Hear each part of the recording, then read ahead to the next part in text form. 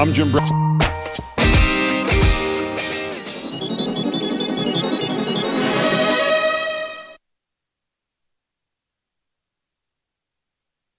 Live from NPR News in Washington, I'm Corva Coleman. The U.S. Supreme Court has ruled state courts have the power to review redistricting plans and election laws passed by state lawmakers. As NPR's Hansi Lo Wong reports, the ruling rejects a once fringe legal theory that many court watchers feared could have destabilized upcoming elections. Chief Justice John Roberts joined fellow conservative justices Brett Kavanaugh and Amy Coney Barrett, as well as the court's 3 liberal justices, in a 6-3 decision for the case known as Moore v. Harper. Their majority ruling rejects the idea known as the independent state legislature theory and confirms that state courts and state constitutions can act as checks and balances to congressional redistricting plans and laws about federal elections made by state lawmakers. This ruling brings a big sigh of relief to many election watchers who feared that the court's endorsement of the theory could have led to more lawsuits and open legal questions about the 2024 elections. Hansi Lo Wong, NPR News. A federal judge is postponing the arraignment of former President Donald Trump's valet on conspiracy and false statements charges. NPR's Kerry Johnson reports he is still looking for a Florida-based lawyer to represent him. Walt Nauta had been expected at a federal courthouse in Miami to enter a not guilty plea on 6 felony charges. Nauta's accused of helping former President Donald Trump hide classified documents and of lying to the FBI. He's struggled to find a lawyer in Florida to help with his case, and his D.C.-based attorney says Nauta missed his flight to Florida for the arraignment. A magistrate judge has rescheduled that proceeding for July 6th. Nauta continues to work for Trump despite the federal case against them. Special counsel Jack Smith wants their trial to start in December. Kerry Johnson, NPR News, Washington. Western tribes returned to federal court today in California. It's considered a last-ditch effort to block a massive lithium mine in Nevada. NPR's Kirk Siegler reports the legal battle puts the Biden administration in a bind. The proposed mine by Lithium Nevada would be the largest lithium mine in the U.S. Lithium is a key component in electric vehicle batteries, but the mine is also on ancestral land of West Coast Paiutes who say the development approved by federal land managers would disturb sacred artifacts and other sensitive cultural sites. Tribal activists and environmentalists today are appealing a ruling by a federal judge earlier this year that allowed the mine to move forward. That's one of 2 high-profile court battles now that have put the lithium mine's development timeline in jeopardy. A ruling in the tribe's appeal today in the Ninth Circuit is expected later this summer.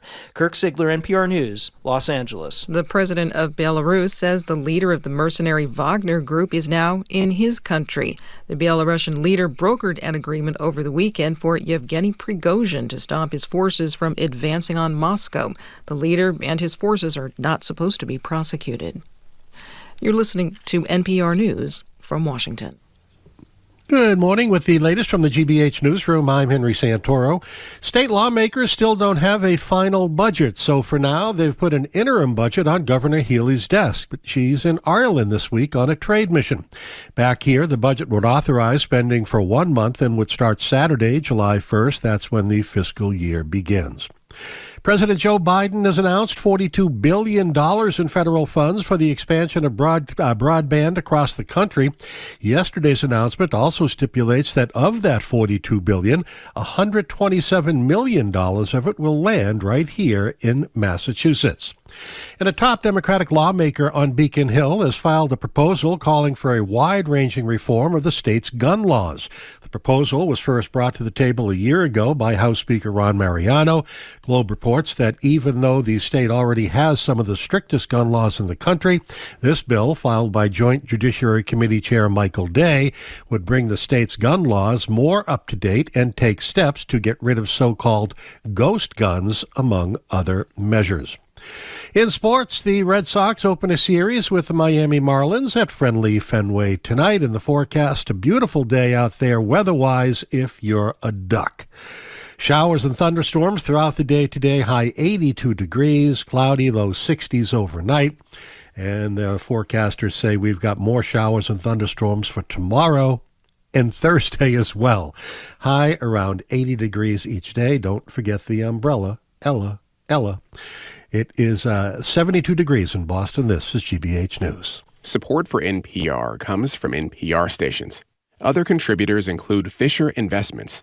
Fisher Investments' team of specialists offer guidance on investing, retirement income, and Social Security. FisherInvestments.com. Investments in securities involve the risk of loss.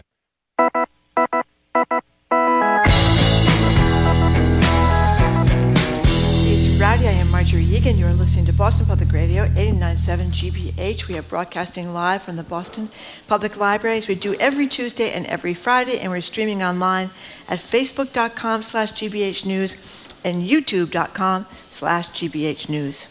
Hello, Jim. Hello, Jim. How are you, Marjorie? Nice to see you. I'm monitoring my call screen. Okay, so the Attorney General is going to be here in about 1 minute for Ask the AG, but since she's a minute late, it gives us an opportunity to hear Donald Trump incriminate himself on tape. This is from CNN's Anderson Cooper 360. He got a video of Trump in 2021 where he acknowledged that he had classified documents about a potential plan to attack Iran. Here's a little piece of what Trump said. Isn't it amazing? I have a big pile of papers. This thing just came up. Look, this totally wins my case, you know. Mm-hmm. Except it is like highly confidential secret. I think we can probably, right? I don't know. We'll have to see. You know, we'll have to try to figure out See, as president, I could have declassified it. Now I can't. You know, literally, it is almost like Curb Your Enthusiasm with this guy. It's confidential. It's secret. I could have declassified it. That's now. right. I can't, you know. He seems to have confessed to the crime, Jim. No, I'm serious. Can you imagine being his lawyer? I mean, can you even imagine?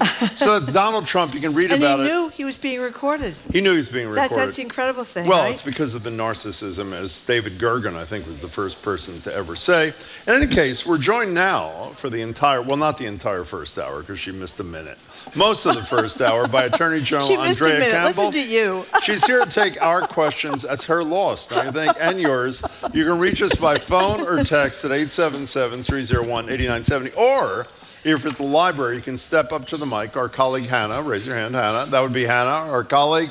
If you go to Hannah and fill out a little form or some such thing, I don't know what you do. Whatever you do, you talk to Hannah. And if it goes well over there, you get to ask a question directly to the Attorney General. Hello, Attorney General. How are you? I'm doing well. Very Hello, nice to everyone. see you. Yeah, we got stuck behind a truck.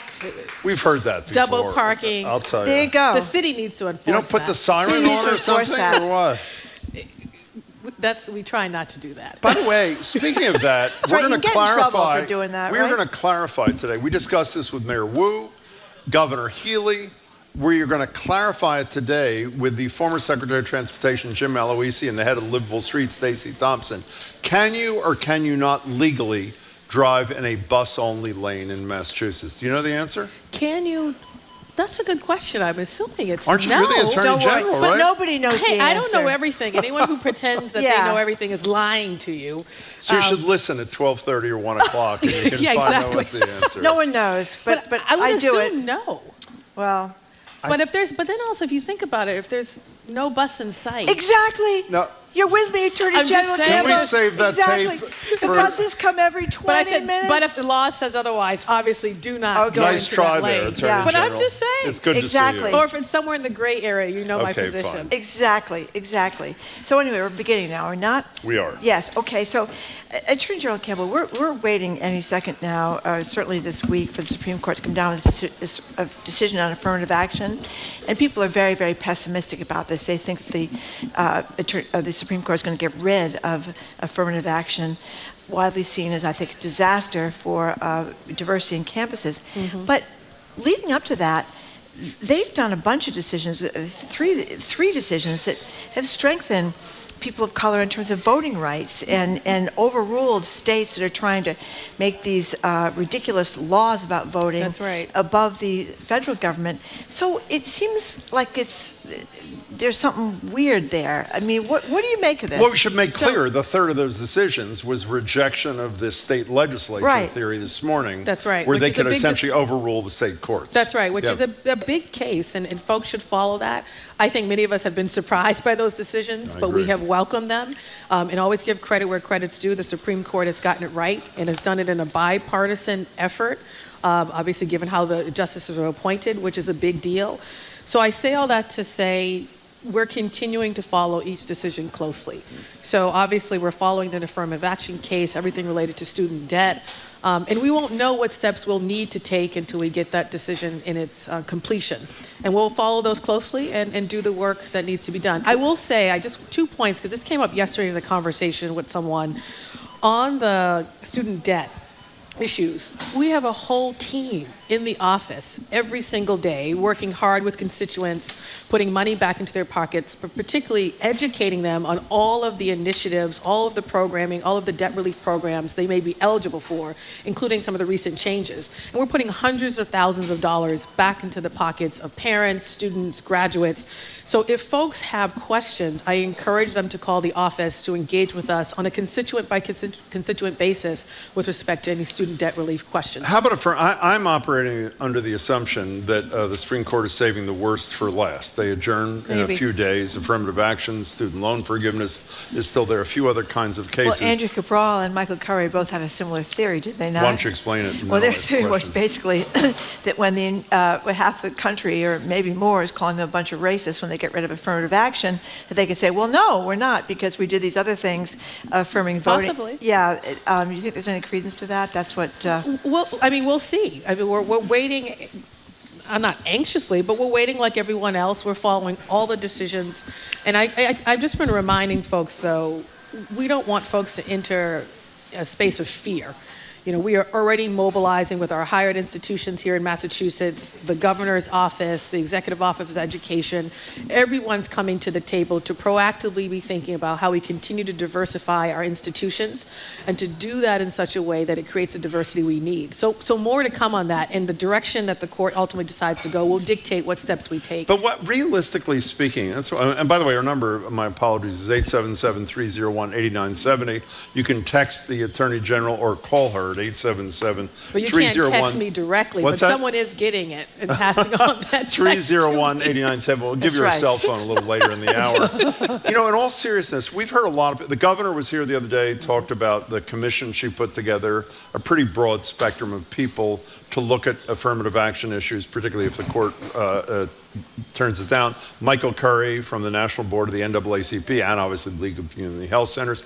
I have to be honest, I haven't heard one credible argument, and I want to hear it. Lee Pelton the other day from the Boston Foundation about what okay, fine, some universities get rid of legacy admissions, which for the most, I mean, you went to Princeton, obviously the elite universities, that's where mostly older white people's kids get in. That would help balancing, but on the margins, maybe zip codes, you know, indirection. But have you heard something that in your mind comes anywhere close to replacing what affirmative action is a factor, constitutionally permissible, at least until the end of this week, replacing that would possibly do? I think it would be a setback, of course, and I do not want the court to go in that direction. I also went to UCLA Law School. This was post-Prop 209, and they saw the numbers drastically decrease when it came to students of color at UCLA. In the class before me, there were, I think, 6 black students, 1 black female in the entire UCLA Law School class. This was post-Prop 209. But I like to think that we could, whether it's California or other places, hopefully learn some lessons of what tools are available to us. But that's what we're actively looking at now. But I say no fear just yet because we don't know what the Supreme Court is ultimately going to do. They could tweak it in such a way that it still allows us to be aggressive in certain aspects, to be able to create that diversity that we want to see, that we know is tremendously important to everybody when you go to an institution of higher learning, or any institution for that matter. And I will also just add, even with certain policies in place, including affirmative action, other things, we still, in our office, and I'm really proud of the team every single day, are constantly thinking about how we still diversify institutions, how we still make sure they're representative of the communities we serve, not just by race, also by geographic region, disability, other demographics as well. That's ongoing work, coupled with doing away with racial disparities that we know exist in every system. That I want to see more intentionality from us on, because even as we sit here following the Supreme Court, we know racial disparities still exist in every system. The question I have and the team is working is, what are we doing about that? Fair enough. Let's take some calls. Doug in Dorchester, you're first. You're on with the Attorney General of the Commonwealth, Andrea Campbell. Hey, Doug. Doug. Hello. Hi. Can you hear me? You're on. Yep, take it away. Hi, thank you. Sure. So my brother unfortunately died of COVID in November of 2021. He was only 47 years old, and he had fallen victim to all the misinformation out there. He just really drank it up. And at that time, vaccines had been widely available. At that time, he was not vaccinated, and I just... I'm wondering why I don't hear anything about anyone being held accountable, because I think so many people spread misinformation about COVID and vaccines, and they did it really just to make money. And when I hear the victims of the fentanyl crisis and all of these other situations who eventually get justice, but there's no discussion at all about all the people who needlessly died because of the politically motivated or frankly financially motivated misinformation that was spread. I just wanted to know if you had any thoughts on that. First of all, thank you, Doug, for calling in, and of course, sorry to hear about your brother. I think there is some conversation, but it could be a lot more. In our office, we are having a lot of conversation, but also active investigations in the context of mainly elders in nursing homes or long-term care facilities where COVID was at play, but also certain decisions were made by management or those in leadership or some type of supervisory roles within these institutions. And our goal, particularly through our Medicaid fraud unit, is to hold those folks accountable. And some of these cases are quite horrific, sometimes in the context of COVID, sometimes not. So more to come. I think there's a discussion that we need to continue to have. I also know as we look at just fraud and other things in the COVID context, which connects to some misinformation, it's something that we can, of course, continue to discuss as a team. 877-301-8970. I don't know if you were touching upon it there. The criminal charges against the two leaders of the Holyoke Soldiers Home that had originally been dismissed have been reinstated. What's the status of that? When's the next step in that legal procedure? So ongoing, I have to sort of circle back on that. I will tell you, we celebrated that. That is a huge decision, because it's one thing to go after folks who, I'll put this in quotes, were directly involved on the scene. Nurses or providers within, say, a long-term care facility or a nursing home, they are directed in many instances by the folks who own those facilities. And sometimes the owners don't live here. It can be really difficult to find out who owns these institutions. And so the Medicaid fraud unit, along with our healthcare bureau, are actively working every single day to hold all stakeholders accountable, especially in cases that lead to death. The other two pieces that are important, fighting like hell at the legislature. And we had some successes there in legislative victories that allow us to extend the amount of time we can investigate these cases, increase the amount of penalties, which is still a major concern, and transparency. So working with the federal government on actually exposing who owns these care facilities. So the team is working hard, more to come. 877-301-8970 to text or call directly to the Attorney General. Attorney General Campbell, I know you co-led this group of 15 state attorneys general regarding Target, and it's seeming it's getting rid of some of its Pride merchandise after there were people that were threatening them and their employees. Tell us what's going on with that. I just realized there's like 1 million young people outside taking photos with the cameras. So Hi. Hello. I don't know if you know Good the to see Attorney all General of you. is here. Maybe But the young people are here, which is awesome. A bunch of aspiring photographers. Apparently. I guess. Yeah, they've all got cameras. Apparently. So hello to them. Youth engagement is critical. Yes, so I actually listening to all of you, this show and some other commentary at the beginning of Pride Month, the painful accounts of constituents all across Massachusetts who either identified or didn't as LGBTQ+, walked into our Target to buy merchandise to either celebrate their family member, celebrate a child, celebrate the month as an ally, you name it. And there was one story in particular of a woman who walked in to a store. She did identify as LGBTQ+, who picked up something, went to the cash register to purchase it, and was told by someone working at the store that, sorry, that's been recalled, you have to put it back. And then she explained she went to her car and just cried. And I said, that's ridiculous. There are some things Target does really well, and it works in partnership with a whole host of folks on a lot of issues, but this one I think they've gotten it wrong. And so met with and had a conversation with other AGs, but also Ellison in Minnesota, where Target is based. He immediately said, let's do this letter to call out Target, the CEO, to say you cannot back down when it comes to bullying and harassment by a fringe group of folks. if your employees are being harassed, we take that very seriously. Use our office, use our tools. We have a crim bureau, we have a civil rights division working hard. We will be happy to assist in that regard. And at the same time, keep your promise and your word, which is to put this merchandise out front and center for folks to be able to buy it and celebrate it. And they're not even all year round, 1 month out of the year. And so the response, we're waiting on a response, but the number of AGs that stepped up across the country is really remarkable. And so we're going to keep fighting in action, in letter, and also, of course, with the other tools that we have available to the office. That's the voice of Andrea Campbell. She's the Attorney General of Massachusetts, here to take your questions for this hour. Molly, you're in West Newbury. You're on with the Attorney General Campbell. Welcome. Good afternoon, or good morning. I'm calling in regards to the gentleman that's living in a fisherman's shack or whatever it's called on the Cape. Or is that under your purview? It's federal. It's a National Park Service. Service, yeah. But ask her anyway. I'd like to ask her anyway. Call the feds. Yeah, tell her the Molly. situation, Molly. Call the feds. Are you familiar with the guy, the 77 years? It's not. Yeah. Go ahead, Molly. Okay. Anyway, it is one of the saddest stories and an overreach that is beyond pale. This poor gentleman has been somehow willed this from a family member of the original owner, and the shacks are now being sold off by auction. He's not even able to participate in the auction, from what I understand. I understand that Elizabeth Warren and Markey are trying to assist, but I think the days are shrinking, and I think he's going to be evicted. Is that correct?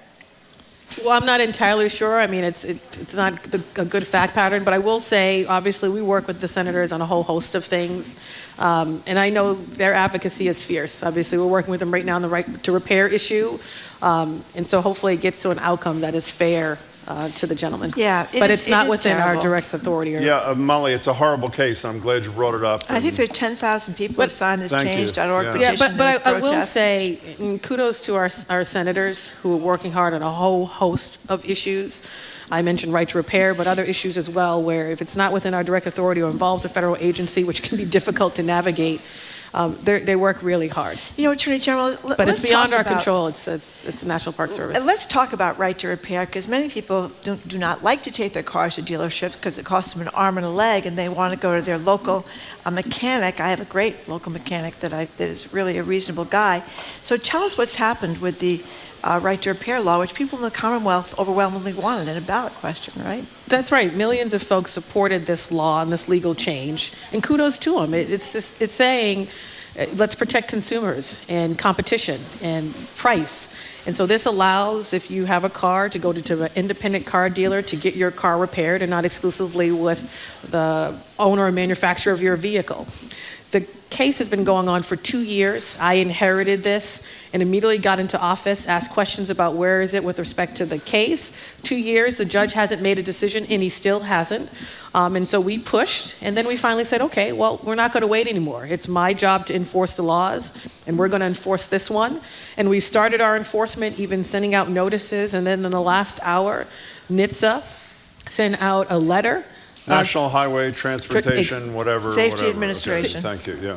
God bless you both. Got the story in front of me. But sent out this letter to the manufacturers and then copied it to the court. I, like everyone else, was shocked, including the team, because they had an opportunity to weigh in over these years, including through the legal proceeding.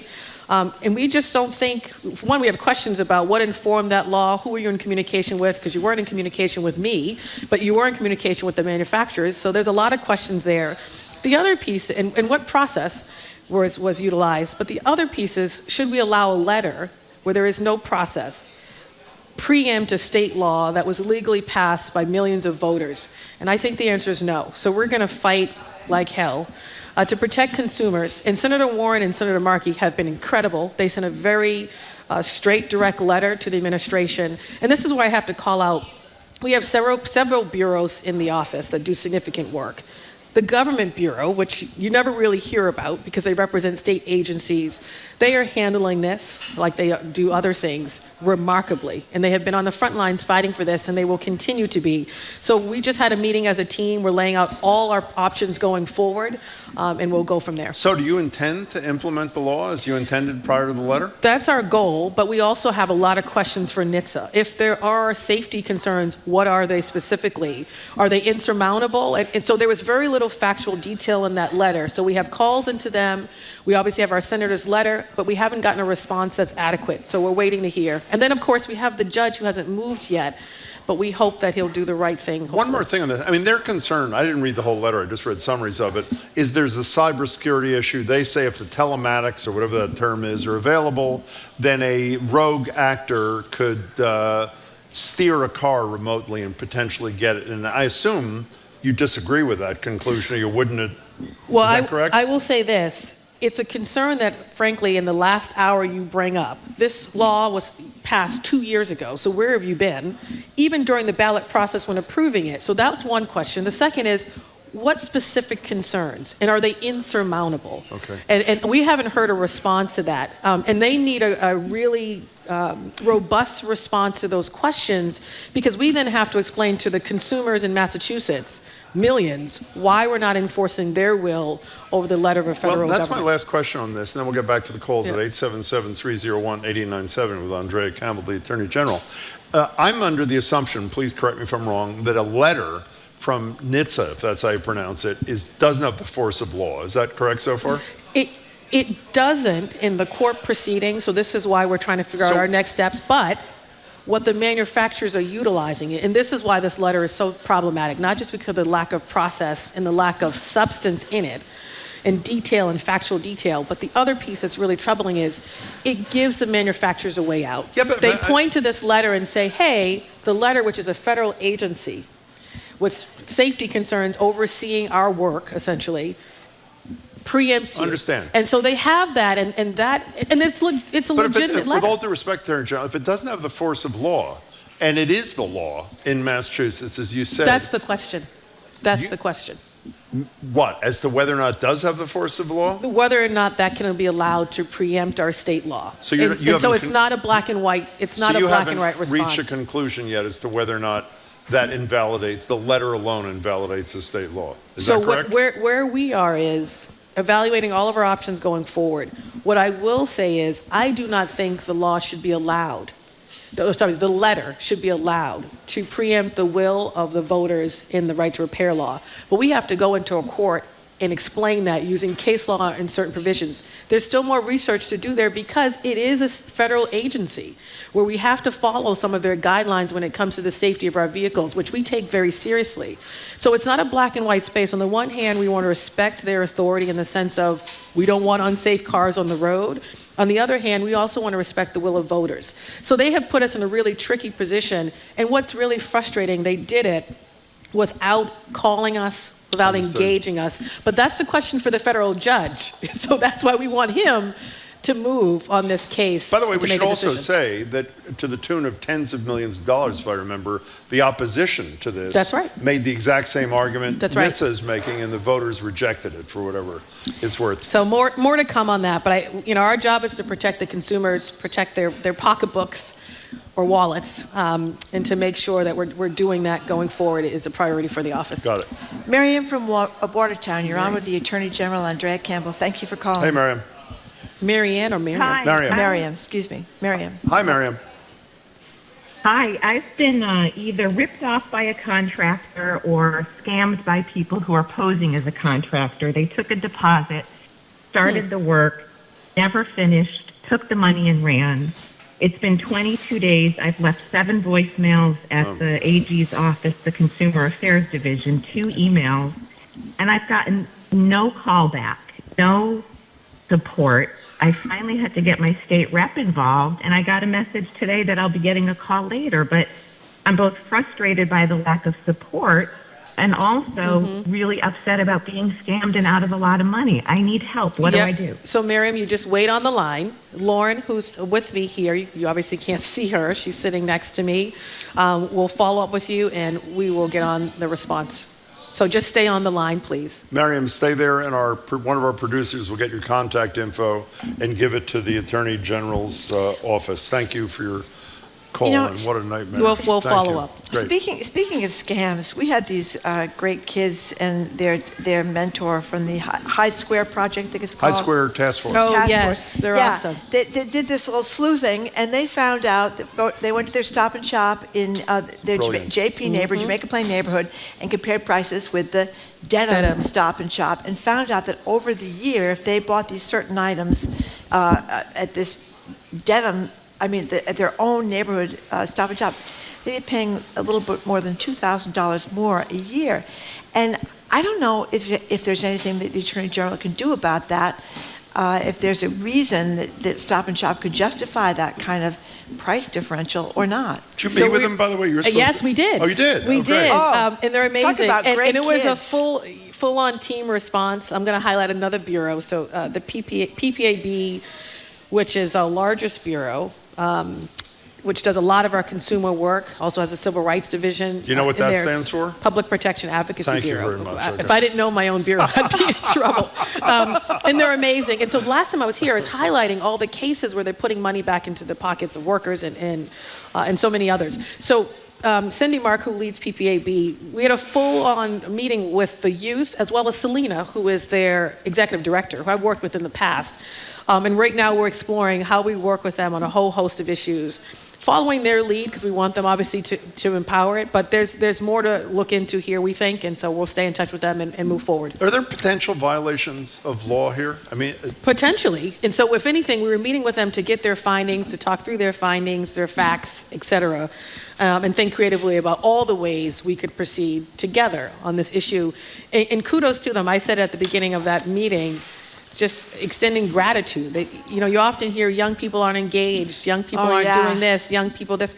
They are engaged, and they're doing a lot of things in their community. We don't always get the press coverage of it, but they are. And they're in the context of this, environmental justice issues, gun violence, you name it. And so it was really remarkable to see. So we'll stay in touch with them. On that note, not only did the Globe do a great story, Marjorie and Jared had the kids on the other day. And this afternoon in the 1 o'clock hour, we have two students from something called the PBS NewsHour Student Reporting Labs. They're high school kids who did brilliant reports in a week, and one of them is about the Stop and Shop thing. So stick around for them. Awesome. They're terrific kids. I just have to interject for a second, because I've been getting emails, text messages about this, and Jamie, our producer, just gave me the scoop.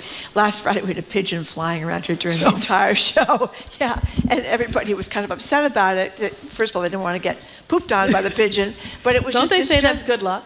Is it good luck? I don't know. Someone said that once. Try it then. I don't know. When it happened, someone said, it's good luck. I said, I don't know, but there's poop on me. But in any case, Jamie has just informed us that the pigeon was caught last Friday night by one of the intrepid workers at the Newsfeed Cafe and returned back to nature. Oh, wonderful. So a happy ending for the pigeon that was flying around outside here for hours. Thank you to whoever took care of that. Okay. Jelly from Wells, thank you for calling. You're on with Attorney General Andrea Campbell. Hey there. Hi, thank you. Jim and Marjorie, I usually call in from Russell, but today I'm in Wales. Okay. Nice to have you. Yeah.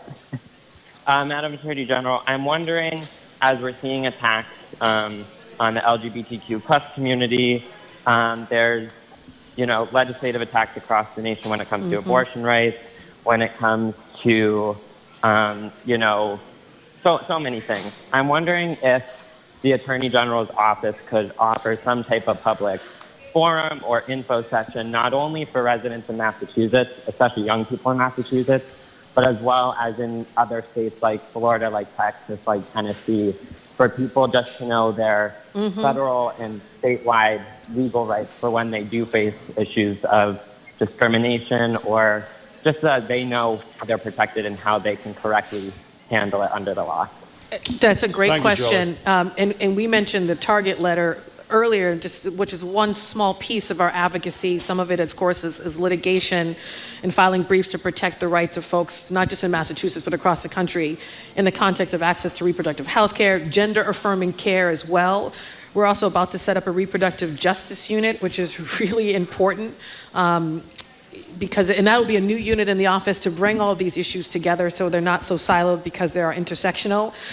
We also have the abortion hotline. So I was actually just with Reproductive Equity Now, the ACLU, various law firms on a pro bono basis. We've all come together to set up this hotline, which is 833-309-6301. And this is free and confidential, and actually a space to get a lot of information on questions related to reproductive rights, healthcare, et cetera, and then to be appropriately directed if that hotline cannot answer the question. So I'm encouraging folks to continue to utilize that line. And also folks from other states are doing the same. And then, of course, you can always call our office or connect with us online as well. But we're thinking creatively about how we do some of these Know Your Rights. The hotline was the best way because it was free and confidential. So if you needed to share more details, that was really important as we think about ways to put more informational things on the website. Can you give the number one more time before we take a break? 833-309-6301. Thank you very much. Marjorie, we've got to take a break. Oh, we have to take a break. Oh, before we go to the break, Jim Browdy's name is Jim Spencer Browdy. Let's not do this. But he never uses his middle name. Spencer? Spencer. That's nice. Okay, he thinks it's an Someone embarrassing said that's a middle strong name. name. Thank you, as opposed to Jim. And I have noticed you have a lovely middle name, which Yes, I know I do. now is Joy. But I didn't see it during the campaign. I've just seen it since you've been the Attorney General. Yeah. So you were hiding the Joy under wraps until No, you I'm got always elected? carrying the joy everywhere I go. Okay. And it's after my biological mom, who you know is deceased. Yes. And her middle name was Joy. And so that's where I get it. And maybe that explains some of my inner being, but that's how I choose to live in the world, even when it gets dark. I'm also very faith-driven, as you know, and Yes, I speak to that I and the do. power of prayer Yep. and all of that. You just have to have a foundation, and joy is definitely one of them. It's hard to get away from. But I didn't see it before it's Yeah. new, isn't Well, it? So why did you make the decision? Part of it was when I was asked to put my name, there were a lot of folks that said, you need to put your full name because Yeah. the middle name Joy characterizes how you show up in the world, how you be, as my uncle would like to say. And it means something at a bigger level because of the connection to my biological mom, who I never knew. Right. So it really is deep, and so it's been welcomed and it's great.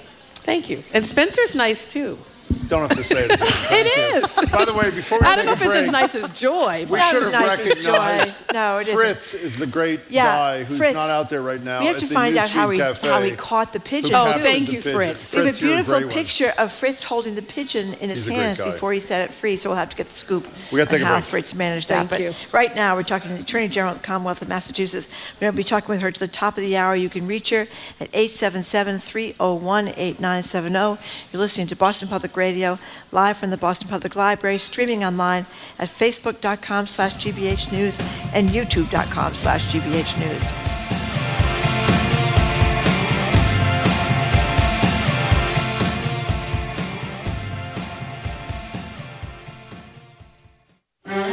For months, Governor Maura Healey has been touting Massachusetts' values as a reason to move or set up a business here, even as existing residents move away in large numbers. Now, Healey is taking that pitch to Ireland, a once conservative country that's become a bastion of progressivism. I'm political reporter Adam Riley, and I'll be in Dublin with Healey as she makes her case. Find our exclusive coverage at GBH News 89.7 and online at gbhnews.org. Support for GBH comes from you and Watershed Informatics, providing scientists with bioinformatics solutions for multi-omics data analysis. To learn more or to schedule a demo of their platform, you can visit watershed.ai. And Newport Mansions, presenting Inside the Gilded Age Tour, a guided tour of locations in the Newport Mansions where the HBO series was filmed. The tour includes refreshments and transit between mansions. Tickets at newportmansions.org. And the Children's Trust, managers of Safe Kids Thrive, helping youth-serving organizations keep kids safe from sexual abuse. Prevention plans at safekidsthrive.org. And Bill. Bill automates financial operations for small to mid-sized businesses and helps to create and pay bills with financial visibility and control. More information at bill.com. I'm Marco Werman. Next time on The World, we explore a new museum in South Carolina that connects people today to the global history of the slave trade. Plus, Plus, the latest from Russia. Up to now, the assumption has been that the security forces remain loyal to Putin. We may well have to revisit that assumption. Next time on The World. This afternoon at 3, here on GBH News 89.7.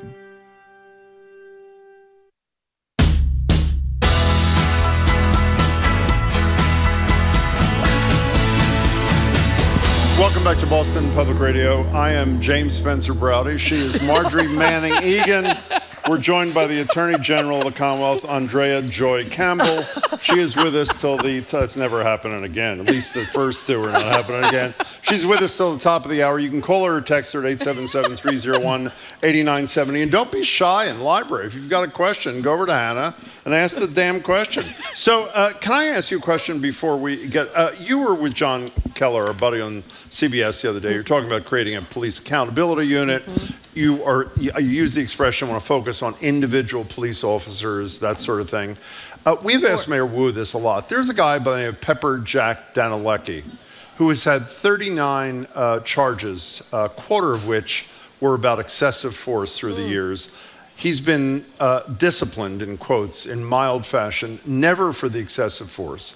He was accused of excessive force 4 years ago in 2019. There is still no resolution. And this is the guy, has the name Pepper Jack because of how he treated protesters. You all read about it and saw about it before. 4 years, he is still out on the streets, and people are supposed to trust in Boston that he is somebody who will safeguard you rather than attack you. John Early, we read the other day, a bunch of years ago, I think he's a lieutenant, in a crash scene, he has open beers, he's fired, an arbitrator puts him back in place, now he's got a DUI charge against him, etc. It seems, I think I speak for Marjorie, that justice within the police department, at least in Boston, moves insanely slowly, and essentially what we are doing by allowing it to move slowly is basically asking the public to trust people, as I said a minute ago, who have been determined not to be trustworthy. Is there a role for you, or is this purely an intra-community thing in play? I didn't mean to just single out Boston, but those are two high-profile examples. Yep. It's like the Danilecki case. Do you have any role to play in that? First of all, there is a significant role for the AG's office to play, and I think this is an area people often say, well, where you build on the legacy of the AGs who came before, what are the new issues and what will you be taking on outside of protecting our elders and establishing an elder justice unit, police accountability and gun violence. So we have already posted for these positions a police accountability unit and a gun violence prevention unit. We were actively interviewing some incredible candidates to lead that work. This will be new. I name both because they go hand in hand because it's about trust. It's about trust between law enforcement and the public, and vice versa. You cannot be effective. And I've never been an officer, but I talk to them frequently and have a state police unit within the office. You cannot be effective in your job if there is no trust between the community and police. And there are several solutions at how to build that trust. Diversifying your police departments, certain tools, body cameras, civilian review boards or oversights. But the Post has a huge role to play in this. That was the thing created under criminal justice reform. Right, and the Post Commission, so the Post Commission, we view, and we stay in contact with them, and we're pushing them and working in collaboration, is to take on those individual officer cases, to look at, does the misconduct rise to a level where someone should be decertified to never work in law enforcement ever again? Can they do that even before there's a finding by the local? That's the part they're figuring out, but we're pushing them to be more involved because they're up here at the state level, I think, where there's less conflict of interest, maybe other reasons why they should play that role, and why they need maybe more resources to be able to do that. They have a lot on their plate to get off the ground. Where I see the police accountability unit showing up is on the systemic issues. So if we look at a department in a municipality, how many officers have abuse of power, excessive force? What's going on there? Or do we have districts, for example, where officers are having sexual relationships with people? What is going on there? So the systemic issues is what this unit would be tasked with addressing. And let me tell you, we will do it not only with integrity and with law enforcement, but with a sense of urgency. It shouldn't take that long. It shouldn't take that long. So and I also want to give credit. Sure. You know, Mayor Wu and others, and the new commissioner, obviously at BPD, they're working really hard. Part of it is also the collective bargaining agreement. When I was on the city council, was in the weeds on that, limitations and how you can discipline. When I was fighting to create the Civilian Review Board, or the OPAT, Office of Police Accountability and Transparency, a lot of the sticking points were on who can discipline, who can fire. And so they're working really hard to address those issues. And there is absolutely a role that we will play, and especially when we get this unit off the ground. So do you, just briefly, like in the case of Danalucky, where the incident happened 4 years ago, is that something where you think by the way, investigators determined, reports the Globe, that Danalucky had violated the department's use of force guidelines and lied, and still nothing And this is where I think happened. Post has to get involved. They should get involved, Absolutely. even though it's within the borders of Boylston. Absolutely. That's what Post is there for. And we've been stressing the individual officer cases. We don't have the manpower. If we were to do this, my whole crim bureau would go underwater because they just don't have enough manpower or women power. You know, my crim bureau is led by 2 women. Just have to name that. And I just have to give a shout out to Jen Carter, because I am, naming different bureaus in the office. The crim bureau is one of them, and they are investigating all types of cases and working with the district attorneys. We just had a victory in Barnstable related to domestic violence case where we took over that case because of a conflict of interest. So we're working in collaboration every single day. So I have to give them a shout out. Conflict of interest between someone in law enforcement, someone in the DA's Someone office? in the DA's office. So sometimes they will reach out to our office for support where we can take on some cases. In this particular case, we did, and we got a successful victory in a domestic violence case. You know, I was surprised, maybe I'm naive, I was surprised to learn that in the last 3 years, your Office of Fair Labor Division cited 127 employers for violating Massachusetts child labor laws, and it's often kids who are from immigrant families or kids of color. So what's going on? So I was just saying, let me get you this number, because we held a conference on this, and so you cited the number of employers, but the penalties, the citations we issued were close to $1.5 million. And so the Fair Labor Division, which is under PPAB, and Lauren runs it, and it has an incredible team. They are hard at work every day doing trainings, know your rights, not just for workers, but also for employers. And there are some, of course, employers who follow all the rules, who we should be giving a gold star to. But they are also going after those folks who not only violate the benefits and work in the laws for our adult workers, but also our children. And if you read the New York Times articles recently with respect to child labor violations in this country, they are horrific, and they usually target poor kids or immigrant kids. And they're horrific. And if you haven't read it, I would encourage everyone to pull up that New York Times article, because it is awful to think that happens here in our country. And so the question I had for the team is, what about in Massachusetts? And we had some ongoing investigations going on. We've issued citations. We've gotten some resources back to be able to make, of course, folks whole, but also to bring certain employers into compliance, to allow young people who want to work to continue to be able to work, but to say they can, they're limited in terms of hours, et cetera. So we encourage folks to look at our website. We've put a lot of information on the website. Our Children's Justice Unit even sent out this information to school superintendents. This was right before the summer break, so educators would be aware of these rights and these laws and could educate their students and their parents and caregivers.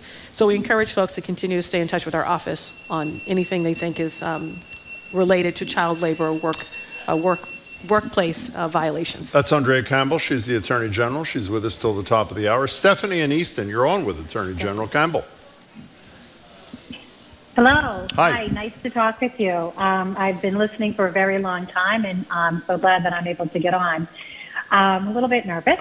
So I'm just wondering, I have been trying everywhere to find a lawyer for my brother. He doesn't have any money, and looking for somebody that does pro bono work. And it seems like every place that I call to say that they do, they go, yes, and we charge by the hour.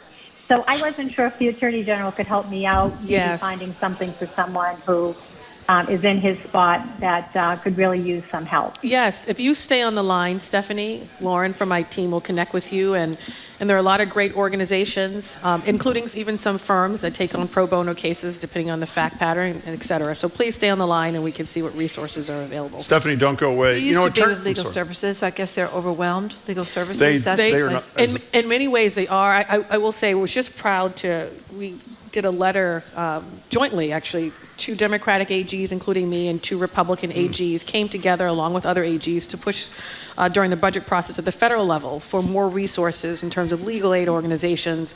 We're doing the same here in Massachusetts.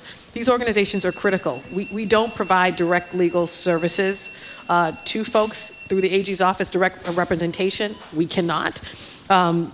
We can protect the consumer. We have certain tools in our toolkit, but when it comes to sometimes being able to actually get someone a lawyer, we go to these organizations who are partners in the work, and they need resources. They need folks to volunteer their time. They need folks to show up. They're critical. By the way, there's some great talk radio hosts who were wonderful young legal services lawyers many years ago. Why don't you brag Spencer. Yeah, you can brag to the Attorney General about how you formed the union there. Whatever. What a great job you did. Attorney It was legendary, General, They're still okay, I talking shouldn't about have brought it up. Okay. Attorney General, there's a wonderful editorial, I think, in the Globe in the last couple of days. Invading Your Privacy, there's an app for that. And they're talking about these GPS tracking apps and the danger, I think everybody listening knows, for the violent end, the extreme end of the anti-abortion, anti-choice front, able to track to a clinic. Stalkers, individual stalkers can do this kind of thing. And there are a bunch of states, apparently 10, according to the Globe, that have done some data privacy legislation. Some are proposing an actual ban on this thing. The Globe seems to be saying that obtaining the consent of an individual, an opt-out kind of thing, is the way to go. I'm assuming the issue matters a lot to you. Absolutely. Where are you in what Beacon Hill legislatively should do on this front? So, we're following, and I know Senator Cream has a bill. Kate Lippert-Garbadian also has a bill. So there are different moving pieces and parts. We have a data privacy division within the office that is hard at work, to say the least. And so anytime you have a phone with apps, I just came back from a conference where most of the substantive panels were on data, AI, emerging technologies. Anytime you have an app on your phone or anything on your phone, it's data. It's collecting data. The question is, what are they doing with it? And what are you agreeing to or not? And who reads the fine print and understands that? It is not consumer friendly. One of the folks on the panel actually said that. And he worked at Microsoft, which is here, and said, we are working really hard, but no one reads it. And so some of these bills will be critical. So we're actively reviewing them to figure out what is the best way to go. But at minimum, I assume, I know you're studying. Opt-out is one solution. But at minimum, there should be an affirmative opt-out, and then maybe you build one. Is there any argument against having an opt-out? I don't think so. And I will tell you what was really enlightening to me as I immerse myself in the technology space, particularly AI and emerging technologies. This is new to me. I don't come from a technological background. But what was helpful to me, listening to some folks on this panel who work, say, in the industry, who work for folks who are creating this technology, they too agree. As we craft these provisions where you just click a box, that's not user-friendly. You don't understand what you're clicking. Opt-out provisions being an effective tool for folks. So we're following all of that, and we'll have more, and there will be more to come on that as we proceed. We have a text. And so I stress that because it's coming up in the reproductive justice conversation in terms of targeting patients, providers. But it's coming up in every conversation, particularly as you do more on your phone, including the financial transactions that you use, et cetera. So more to come. We have a text from Pat in Boston regarding that data breach at Harvard Pilgrim. Yes. And Pat, I don't know if it's a male Pat or a female Pat, but in any case, this person wants to know, it seems that when this happens, businesses can simply offer 2 years of credit monitoring and be finished with any responsibility. Are there other steps that could and should be taken to prevent and respond to a data breach? And that did happen at Harvard Pilgrim, people's personal medical information. Including some folks right in our AG's office. Yeah. Who are under that particular healthcare plan. So that is a major issue, to say the least. We're actively working with constituents every single day to make sure they're getting all of those tools in the immediate. Phase 2 is really looking at the policy and legislative changes we need to make so that folks feel protected. We are also, of course, staying in touch with the company in terms of other things they need to be responding to in a quicker manner. And this also brings up, this is in the context of, point 32. I think I'm saying that right. Health. Point 30. I was supposed to say 32 point 32 health. But there's also right. But there's also Compass Medical. And, you know, I got to give a shout out. I'm going to give shout outs to my entire team Just today. go right ahead. But the Healthcare Fair Competition Bureau is quite large, but they are in the weeds when it comes to these cases. So whether it's a data breach case, I encourage folks to reach out to us. We are on that. And then Compass Medical, which is still at the top of our list. In our phase 1 is responding to the hundreds of calls we are getting, not just from patients, also providers who were not paid, who were also unaware of the abrupt closure that was going to come, and then patients who still can't get access to their medical records, still can't transition to a new provider. We are in the weeds on this, and so much so, as they go through their bankruptcy process, we are working to advocate for folks and to be at that table to push them to work quicker. Explain to that. If people have forgotten, they just shut down. And people they just had shut no down. notice. Yeah. Which is just absolutely unacceptable. I mean, you think about it. You went to an appointment on Monday. You didn't know that you were closing on Tuesday. And I learned through the news or through some post you put on your website. That's unacceptable.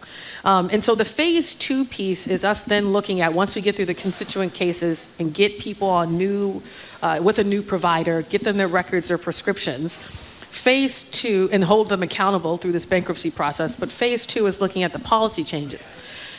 If Brigham and Women's close, you just can't do that under our existing laws and regs, but certain providers can. And so the question is, what do we need to change on the policy front to not allow that to happen again?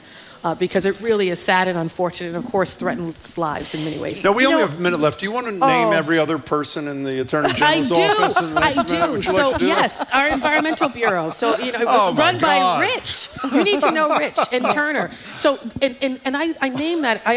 There's 6 bureaus. One's the Executive Bureau, but there are these 5 bureaus that cover, when you think about healthcare, consumer protection, the Gov Bureau representing state agencies and representing right to repair, EEB, just yesterday, pushing, improving our standards when it comes to emissions from power plants. And then the Crim Bureau, taking on cases, domestic violence, human trafficking, you name it. I stress all that because I do not do this work by myself. It's a public law firm, your law firm, of close to 600 people, staff and lawyers, who work really hard. We are hiring like crazy because we are understaffed, and we have some great positions, so we're encouraging folks to apply.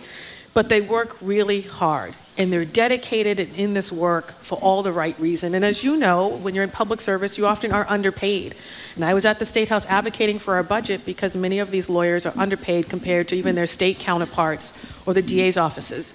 So I always have to give them credit because they work really hard. Well, you do it quite well, by the way. And then Lauren, of course, who's here. Okay, let's mention Lauren. Her team. Okay. They do calls. Think about this. Lauren and her team are sometimes on the phone 5 hours. They are? Right?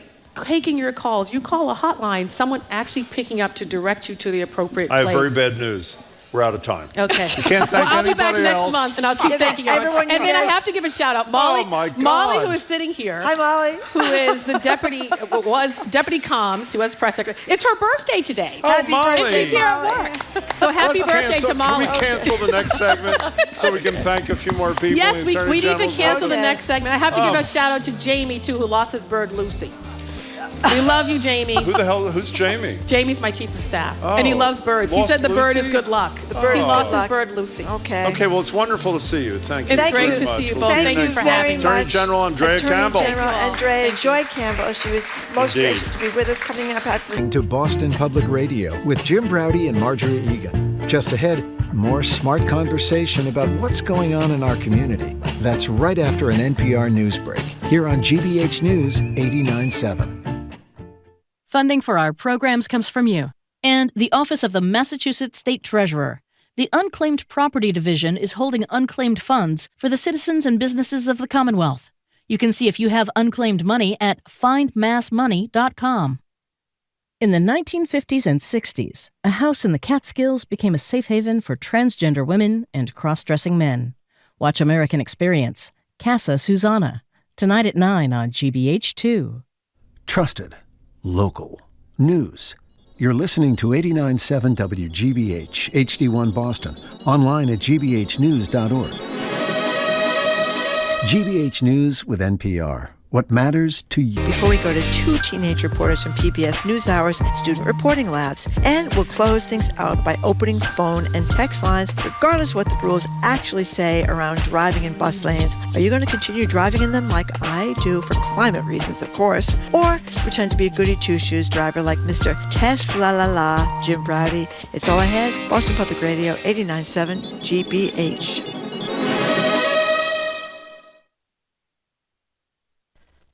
Live from NPR News in Washington, I'm Lakshmi Singh. The U.S. Supreme Court has handed down its decision in a closely watched case out of North Carolina.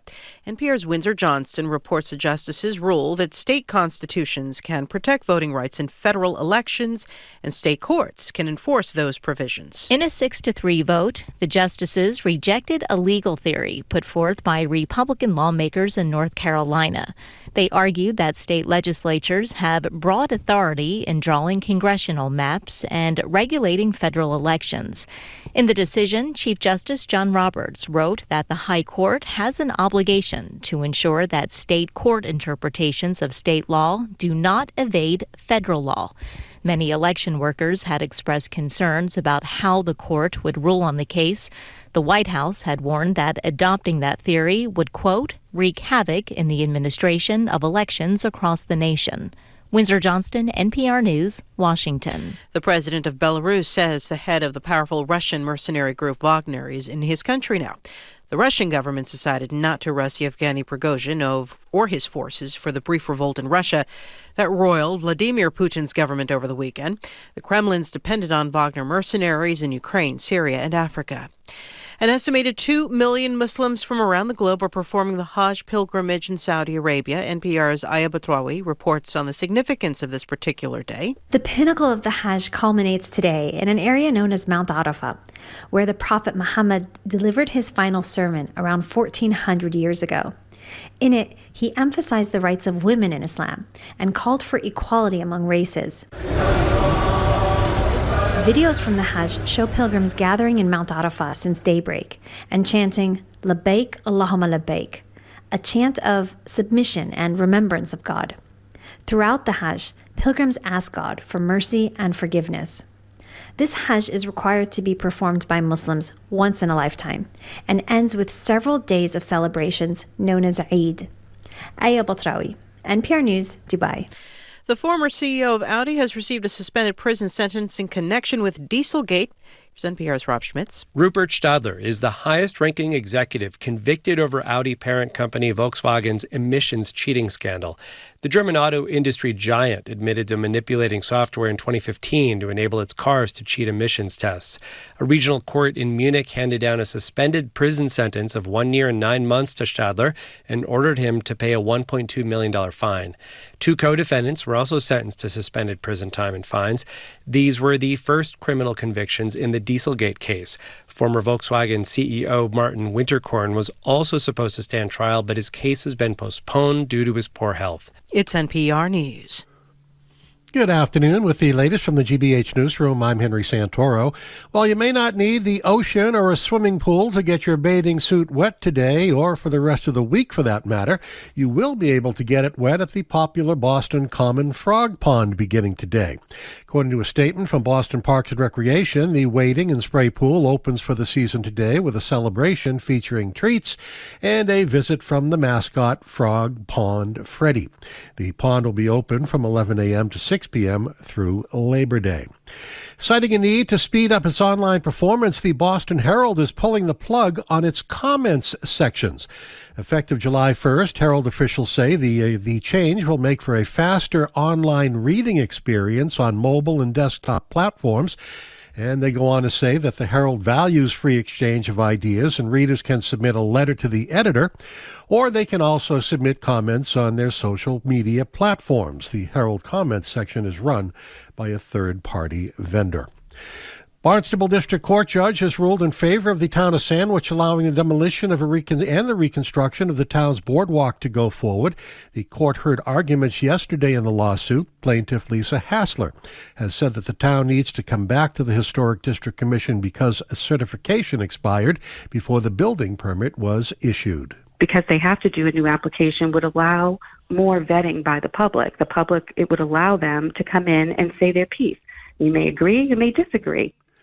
Town Council Amy Questle says the certification was not expired because the town asked for it for last 2 years. It is 77 degrees in Boston. This is GBH News.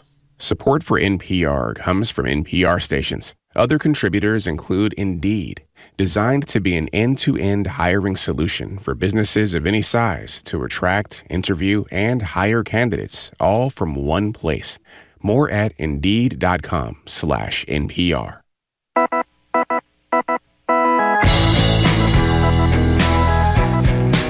Welcome back to Boston Public Radio, hour number 2. We are live from the Boston Public Library. We are streaming online at Facebook.com/GBH News and YouTube.com/GBH News. Hello again, Jim. Did you see the dozens of student photographers who took photographs of Andrea Campbell? Yeah.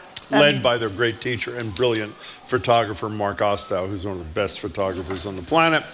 At the moment, though, we're joined at the BPL by Trenny Casey. Trenny's an anchor and reporter for NBC Sports Boston and a BPR contributor. Hey there, Trenny. Hi, guys. Hey there. So, Trenny, we have to start with my best favorite story of the week.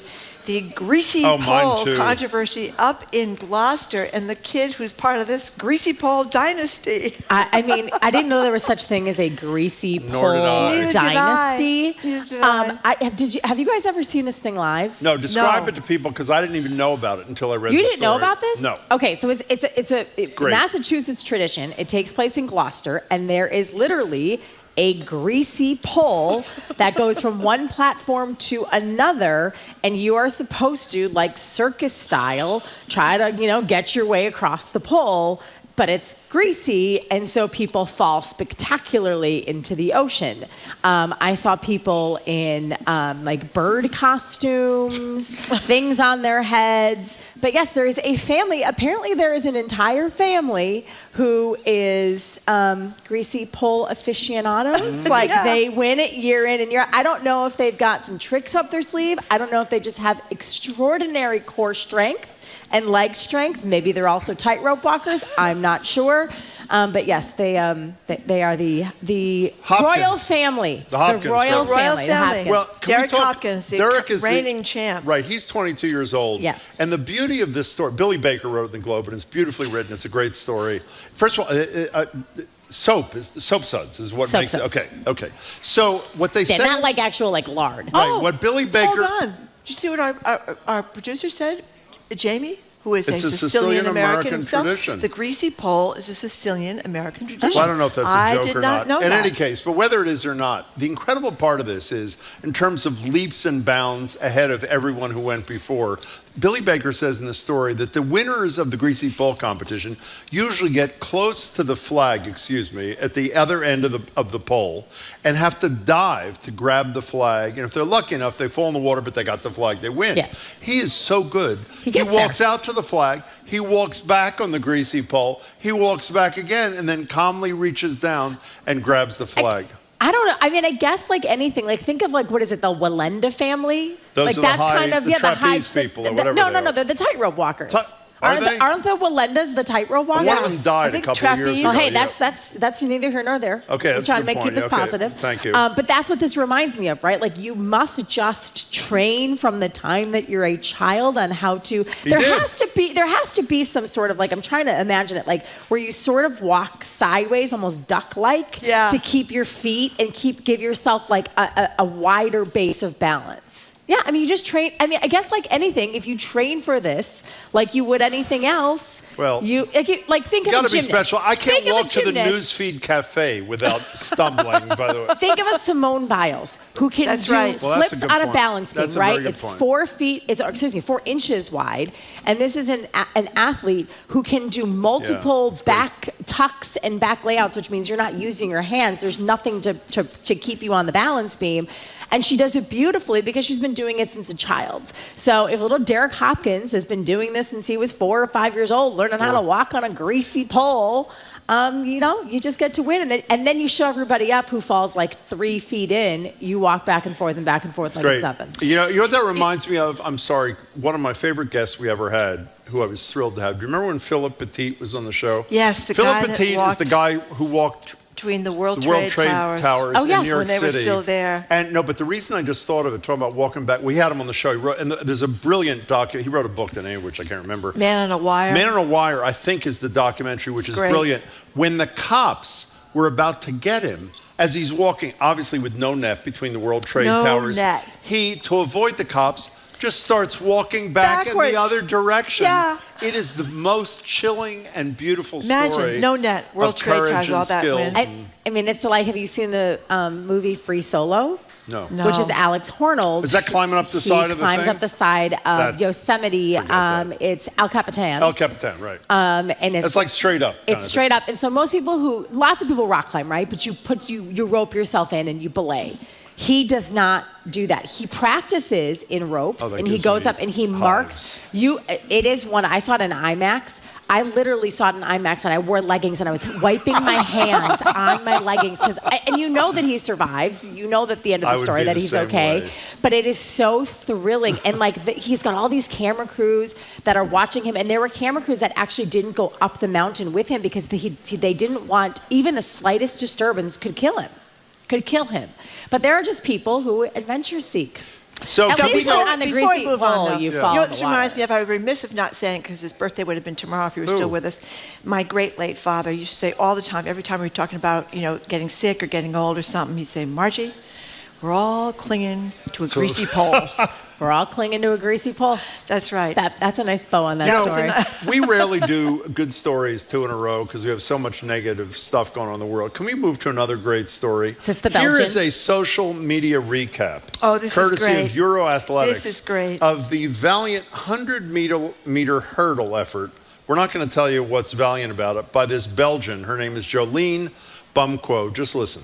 Jolien Maliga Bumquo of Belgium there in lane 2. She came 7th in the shot put yesterday. And she put on her own Instagram today, hashtag this is not a joke. I am going to run the 100-meter hurdles for my team. It's all about the team points. So Marjorie and I watched the video this morning, which is heartbreakingly beautiful. Describe the background, what this is all about. So in the European Championships, it's a little like soccer. Your country has to accumulate enough points to move on and stay in the top tier of competition. Otherwise, you're relegated to a lower tier. So 2 of Belgium's hurdlers were injured. And could not participate in the 100-meter hurdles. If they did not participate, they would not gain any points. They would automatically be relegated. And so they went to this shot putter. This is someone who does javelin shot put. She is a muscular. She's big. She's a big woman for hurdles. If you see, there's a picture. I don't know if you guys saw, but there's a juxtaposition of her next to an actual hurdler, and the hurdler's wearing like a sports bra, like half the size. Like these little bikini brief type things, and she's got six-pack abs, and then there's this, what you would imagine what a shot putter would look like. Exactly. Very broad-shouldered. And so, but she said, you know what?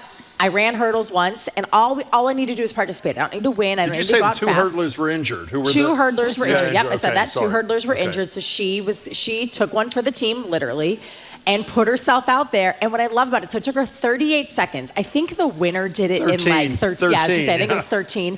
And she didn't really run. She jogged up to each hurdle, and then she stepped over it, and then ran up to the next one and stepped over. Yeah. She said, I think you get docked points if you hit a hurdle.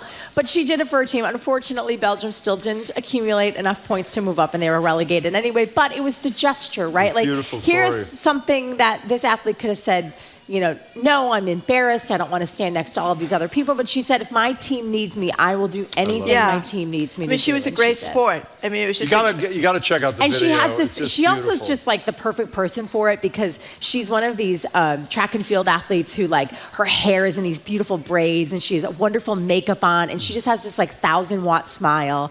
And she's enjoying every minute of it, even though she's no chance to win or anything. And so it just was really wonderful. Jolien Bumquo is her name. Check her out, Belgian shot putter, come 100-meter hurdler, and it's great. So we talk a lot about concussions and the injuries that people, particularly football players or other people, soccer players too, can sustain from multiple concussions. The New York Times has this really detailed piece about the collective force of the head hits, not just the number of the head hits makes it more likely you're going to wind up with damage to your brain. So what was interesting to me about this study, it was a study, I believe, done once again in concussion with BU, if my memory serves. It's the Concussion Institute.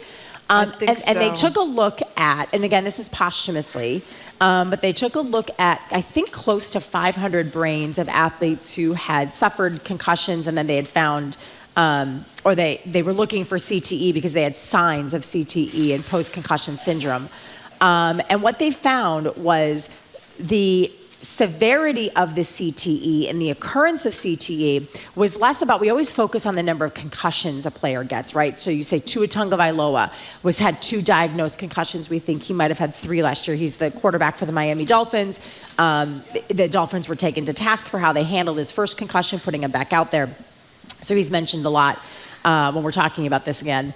And so they looked, they look at that and you go, oh my God, he's had 3 concussions. But this study is showing that you can have maybe 1 concussion, but if in practice you're constantly hitting, that repetitive hitting over and over and over again, that is what's causing this severe damage. Even if it doesn't reach concussion level. Even if it doesn't reach concussion level, which made me think, Jim, like we talk all the time, I think one of the very convenient excuses when we talk about the violence of football and the violence of hockey is, well, you can get a concussion in basketball, but in basketball, you're not repeatedly hitting your opponent over and over and over again. Even like cheerleading gets brought up a lot, right? Like you throw these girls up in the air and sometimes they miss. My sister was a cheerleader. Sometimes they miss and they smack their head and they get a concussion. I got a concussion as a teenager jumping on a trampoline.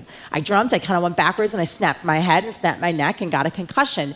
But I never was involved in anything where there were repeated hits. I think it's why soccer has a higher prevalence of issues because of the heading of the ball, and now they're not allowing kids to head the ball. So this study, I think, is really important because it kind of backs up what the NFL is already trying to do. They've really backed off on padded practices and physical practices in order, which does affect, to be quite honest, it affects the product on the field. You watch football the first month of September, and it is not the crisp, sharp play that you'll then see maybe in November and December. But good, because what it does is, and they also found in this study that, or it was either that or an ancillary story I read, that there, I think it was in this story that there was a high school coach who had backed off his practices in Chicago and noticed that his kids were healthier in the longer run. So they're just finding that less hits are what's more important. And that doesn't mean that getting a really terrible concussion on the field, being knocked out unconscious isn't something to raise alarms. But we should be focusing on the sum, not the parts. A couple of things. By the way, it is BU, you're right. And the Concussion Legacy Foundation, we've mentioned Chris Nowinski, Dr. Cantu, Ann McKee. I mean, just changed the world. By the way, a lot of the soccer changes as a result of their research and advocacy. Listen to this, though. There's some statistics in the New York Times story. These are high school players, not college or pros. High school players, which could be your kid. You don't need to be a great athlete to make the high school football team. Some are, some aren't. A defensive lineman gets 782 hits per season on average. 782 hits. What does it say for offensive linemen? Offensive line, 734. I figured it's almost as many. Yeah. Quarterback is actually is the least, and it's because they're protected more. Wide receiver more. Is the least. Is it the least? Yeah, I was surprised. I'm sorry. Well, you think about, like a wide receiver, unless, you're not, that's not, really it's in the trenches. Those are the guys that are at most risk. They're involved in every single play. Like think about when you're watching a football game. Who do you see? The big guys up front that are the offensive line that's protecting the quarterback, the defensive line, and now even some linebackers who might play on the edge and rush the passer, but they're going in and they're banging into guys over and over. And not even just banging into guys. Like I also wonder, Jim, as we get deeper into these research projects, even hitting, like if you've suffered a concussion or you have like this sort of concussive symptoms, when you're constantly going into those battering ramps. You're still jarring, you're running full speed, you're jarring your entire body. Like, how much of this all contributes, not just the human-to-human contact? Well, can I take one of my extreme positions, which we often discuss with you? One extreme position is that men should not be coaching women's sports. We're not going to do that today. Disagree on that one. Can you explain to me why a parent allows if you have a good athlete or a kid who wants to be an athlete, even if he or she's not good, why would football be your choice based upon this research? I just don't get it. It's a question I can't. I don't have children, so it's. We have nieces, nephews. Well, my nephew is not allowed. My sister and brother-in-law won't allow him to play football. He plays flag football. He is allowed to play flag football. Now, whether or not that changes if he really gets into it and wants to play it when he gets older, they have him in a number of different things. But my sister, who went to the University of Wisconsin, Madison, so she was a cheerleader for the Wisconsin Badgers, so she saw up close. She knows what a lot of these football players dealt with, and some of the problems later in life. So her kids, they're encouraging soccer, they're encouraging taekwondo, nephew likes to wrestle. Wrestling's like a really big thing in the Midwest, which also, though, comes with its own issues because you're slamming a guy to the ground. But I also have friends, I have friends who are in the medical profession and they love football. They're around it all the time. And I think we just have I don't know. I don't know if we convince ourselves like it's going to be fine. My kid's going to be different. We're going to keep a better eye on him. It's not going to be my kid. It's not going to be my kid. You're looking for help. Your son play football? I don't know. No. But I remember the doctor. My son going back in. Gosh, I told you playing basketball. But I remember the doctor saying to me when I was saying, "Well, he was not going to be able to." And he said, "Your son's got one brain." Yeah. And I thought, well, that's an excellent point. But anyway, I wanted to mention this high school outside Chicago, that this coach there called Buffalo Grove High School eliminated full contact practices back in 2019. And that's when you're banging constantly against these things that you talk about. What do you call those things they bang up against? Whatever they are, crash bags or something, I call them bags. battering rams, but that's probably not right. And he said no starting player had been injured in practice for 4 years. Now they shoulder up with the pads and the full body outfits once a week. On Wednesdays, I believe, right? And that gives them time then to rest and their body to recuperate a little bit. I don't know. Of course, they haven't won a game in 4 years either. So. Well, I know. I was going to ask though, what's their, but that's the unfortunate reality, right? I'm with them. Because I was wondering the same thing. I'm like, I wonder how many games they won. But you can see where if you have a big kid and he's, your size, 6'5", he's a big kid, doesn't have to be the best athlete in the world, you can be a defensive lineman, you can be an offensive lineman, and maybe you get a lot of help money-wise going to college, and maybe you can get yourself... Turn around, someone wants to wave you. Oh, my goodness. One of the most powerful people in Boston, Jack Connors, is walking by and waving. Hello, Jack. Nice I waved him. I don't think he knows who I am. Whatever. Anyway. But I can see why people could be tempted, right? And that's the other thing, Marjorie, and I think that's the more difficult discussion that people are starting to have. But for some kids, in certain socioeconomic situations, football, if you're not a good basketball player, there's only 12 kids on a basketball team. That's right. In college, there are 100 or 115 kids on a football team. And if you can get a football scholarship, even if you're not going to make it to the pros, you get college for free. Right? College is prohibitively expensive in our country. And if you get to go to an Ivy League school and you get hurt, they still have to give you your scholarship, too. Not that they don't have athletic scholarships. Well, they don't have athletic scholarships, but they help with what they say. Right, you're right. They have financial aid packages that are probably different for those kids. They give deals to athletes who would not have gotten in with their marks alone. So I mentioned my two extremist things. Let me mention the other thing that I've only mentioned to you, I'd say 500 times in the time I've known you. The person who probably, I would argue, could have had the greatest impact on parents being discerning about this issue is the greatest quarterback who ever lived, who used to have a store across the street. It's now for lease. I know. He used to stare at me all during the show. When Tom Brady, now it's just retail space, who has never admitted he had a concussion, but his ex-wife has said he had quite a few concussions, was asked once, I wish we had the sound, we usually do, about whether or not he would allow his son, his one son or his two sons now, to play football, whatever they want. I believe his oldest son does. I believe Jack does play football. He says whatever they want, meaning didn't even do I want to explain to them the pros and cons, the potential risks, just whatever they want. And that trickles down. If it's okay for Tom Brady, then it's okay for my kid. He missed a great opportunity to, I think, help parents. It's pretty hard to tell your kid you can't play football when you're this young, when your brain is still developing, and if that's they the want thing. to. Some I know a fair amount of football players, I think, who have at least delayed it, who have said, okay, you can play, but you have to be X years old before we're going to let you. You need 40. 40. That's when you should start playing. We're talking right in your prime. I want to point Casey. out that we have been deluged with texters about the greasy pole competition up there in Gloucester. Well, Rama, who texts us all the time, has a greasy pole to practice on in his backyard. Yes, it's a Sicilian American tradition. Greasy pole When you started fall in in your Sicily. backyard, where do you fall? Like, do you put like a mat underneath it? I don't know. He didn't tell me that. Apparently, WBZ just ran a fabulous documentary, Love in Greece, on the greasy pole tradition. And here's from another texter who says, Sicilian fishing families brought the greasy pole and seine boat, S-E-I-N-E, I don't know what that means. Maybe on the Seine. Maybe. on the And river. other traditions to Gloucester. Many, perhaps 100 years ago, St. Peter is the patron saint of fishermen. The greasy pole is the highlight of the 5-day St. Peter's Festival each June.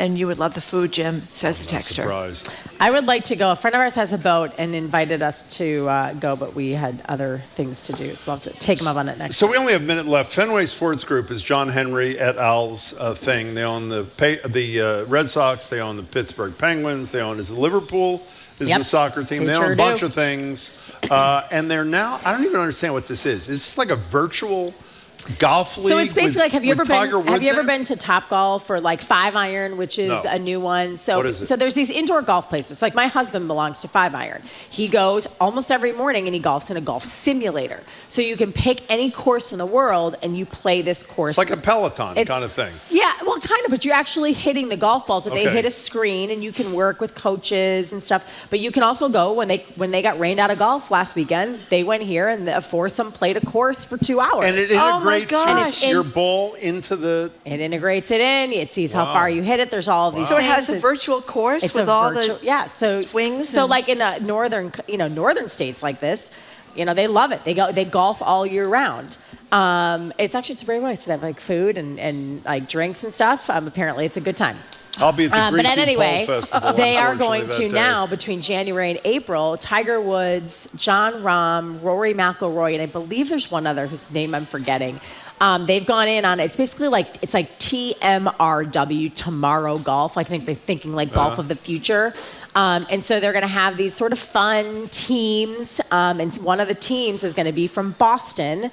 And they're going to compete in this place in Florida, this indoor golf thing. And they're going to have them like Monday nights, basically Monday nights when football stops. And it's really actually brilliant by the PGA Tour and all of these golfers. Your husband's going to watch this? I mean, I don't know, probably. She just said he goes every morning to play golf. No, going and watching. He'll probably watch it, but I have to say, you guys, I know you're big fans of John Tomasi on this show, just like I am. Yes. He's our one of our columnists, our baseball columnist that writes about everything. Yesterday, this came up in our show email, and I was like, God, is there anything that Fenway Sports Group won't invest in? And John wrote back, yeah, the Red Sox. Which is, I mean, honestly, they when paid I look, Devers $300 million or something. okay, really. Now they just do nothing else, Jim. Now they're just like, we got one guy. And it did say in the story that it's unclear whether the live golfers, the Saudi Arabian sign-up golfers, can or will be able to join TGL. As you mentioned, Tiger Woods and Rory McIlroy investors, declined to go to live. Yes.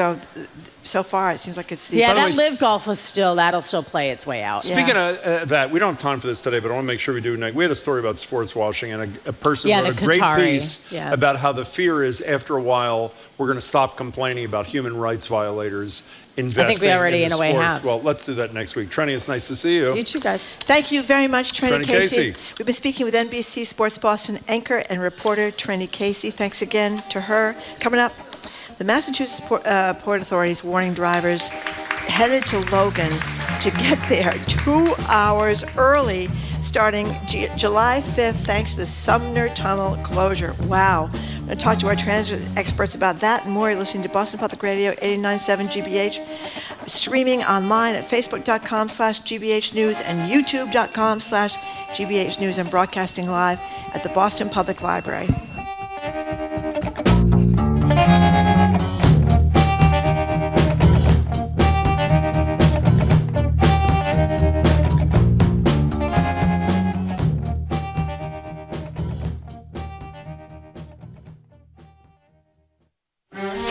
ago this month, then President John F. Kennedy made a historic visit to Ireland. Now Governor Maura Healey is making a landmark trip of her own. She'll tout gains in LGBTQ rights there and here, try to sell Massachusetts to Irish businesses, and boost her own political profile in a way that could help her run for even higher office. I'm political reporter Adam Riley, and I'll be with Healey as she heads to Dublin. Find our exclusive coverage all week at GBH 89.7 and online at gbhnews.org.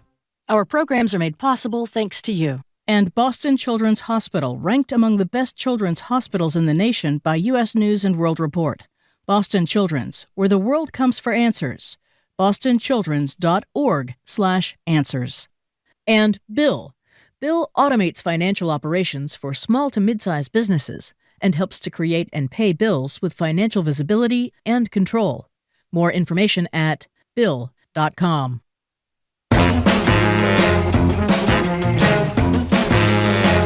Welcome back to Boston Public Radio. Jim Brady and Marjorie Egan. We're live at the library, streaming online at facebook.com/GBH News and youtube.com/GBH News. So, Sumner Tunnel is closing this summer. Going to be not a problem at all. And we'll get to that in a minute. We're joined by transit experts to talk about that, Jim Eloisi and Stacey Thompson. But first, I got to get something off my chest. We've been going back and forth for days now about bus-only lanes. Excuse me, Jim. I'm describing this, please. We asked the governor... We asked Mayor Wu about the rules for driving in a bus lane, if you could or couldn't, even if you're not making a right turn to escape the traffic. Allegedly, Stacey, and we'll see what Jim has to say, has the final word about it. Jim is a former transportation secretary, a member of the Transit Matters Board, a contributor to Commonwealth Magazine. Stacey is not only the executive director of Livable Streets Alliance, but an expert on driving or not driving in bus-only lanes. Welcome to the show, both of you. Thanks for having us. You look a little nervous today, Stacey. I'm not nervous. I would ready. be if I were you. Okay. Are we going to get to this now? Let's just get it out of the way. Get it out of the way. There is a simple answer to this question. Mm-hmm. Last year, in the Massachusetts legislature, the words bus lane were added to the general law in Massachusetts, and it clearly states that driving or parking in a bus stop or a bus lane is prohibited, and that a state agency or a municipality is responsible for regulating it. That sort of means enforcing it. Right now, bus lanes are only in municipalities, so municipalities are responsible for telling you can't do it. And dozens of traffic laws are regulated this way, where there's sort of general language in the state law, and then the municipality is sort of responsible for getting into the weeds and the details. Okay. That is the final word. Wait. No, it's not the final word. Okay, so Boston, my understanding from a memo you were kind enough to write us is that Boston and Cambridge have done that implementation thing. So does that mean that when I drive into Watertown this afternoon, if I choose to drive in, assuming there is one, a bus-only lane, it may not be legal, but there's no enforcement mechanism to stop me from doing it. Is that correct? So it's possible to go into a municipality that has not regulated bus lanes yet. But what I would say... Which is almost all of them. Not necessarily. I didn't look at the regulations on every single municipality before I wrote you a beautiful memo. You wrote a beautiful memo, yep. But what I would say is just like parking or driving, if you see a sign that tells you to do something or not do something, follow the rule. It's that simple in a municipality. Seems to me the signs are optional. So let me just say one more thing. Hold on. So we had the Attorney General, this chief law enforcement person in the Commonwealth on earlier today responding to questions about whether it's legal to drive in the bus-only lanes. Now, she didn't get, this doesn't include the really crucial thing that she said. Play this and then add what she actually said to us that'll really aggravate Stacey. Okay. Here is Attorney General Andrea Campbell. That's a good question. I'm assuming it's Aren't you really Attorney General, right? But nobody knows the answer. I don't know everything. Anyone who pretends that they know everything is lying to you. And then what did she say right after that? But, if the bus is coming, if there's no bus coming, and that's my philosophy. I'm with the Attorney General, the Chief Law Enforcement. What's your reaction to that, Stacey? Well, so let me tell you a story about this, because I think it's helpful to view this in a story. So it's in bus lanes and bike lanes, they often are perceived as empty because people take up much less space than single occupancy vehicles. I was on a bus last week where a car clearly thought that they could pop into the bus lane because it was empty. Exactly. It blocked my bus. Exactly. It couldn't get to the side of the road, and a person in a wheelchair and a person with a kid in a stroller had to have someone run across the street, help them go into the middle of the street and get onto the bus. that's incredibly dangerous. And so every single time a person makes a decision to just quickly pop out because the bus lane seems empty, you could really hurt someone. Well, all I can say is you can see the buses in front of you, you can see the buses behind you if you're coming. If you're sitting on Huntington Avenue, for the climate, I would say you'd be better off having people in the bus lane and not sitting in traffic after light after light. We're going to discuss this with listeners. Do you agree with her analysis, Jim Eloise, Stacey Thompson? Stacey's absolutely correct. I'm glad we wrestled this to the ground. We did? I think so. We did. I think this should be the last word on it. Well, except I have one more thing to say. There's a difference between what's in the law, by the way, and what people enforce. We all can stipulate to that, right? So, but that doesn't mean you should do it. No, I'm not. But the question was it legal? We'll discuss whether you should do it when you two leave. But the question is, I think it is. I'm not advocating for this because I'm on your side of this, not Marjorie, unfortunately. That's right. I'm a lawbreaker here. Yeah. But the point is, there are definitely some communities in Massachusetts where you will not get ticketed, even though you and I think they should, because they haven't passed their own local whatevers, right? Yeah, I mean, the reality is that there are dozens of laws that you're not going to get a ticket for because there isn't capacity for it. Right. Well, sometimes it's discretion. This is not about discretion. This is about you haven't implemented whatever you got to implement locally under state law. Yes. Okay, we're done for now. Take it away, Marjorie. Well, I'm supposed to ask how you got here today. So I'll start with you, Jim. How'd you get here? Red line to green line. Red line to green line. And then walked over. Okay, yeah. how fast did the red line move today? It was very efficient today. Very I had good. no issue with it, with either one. Yeah. All right, how about you, Stacey? Left home at 5 a.m. I took the orange line today. How was it? It was very smooth, kind very of nice. Okay, so Jim, the Sumner Tunnel is shutting down in a couple of days here. And it's going to be closed till, I think, August 31st.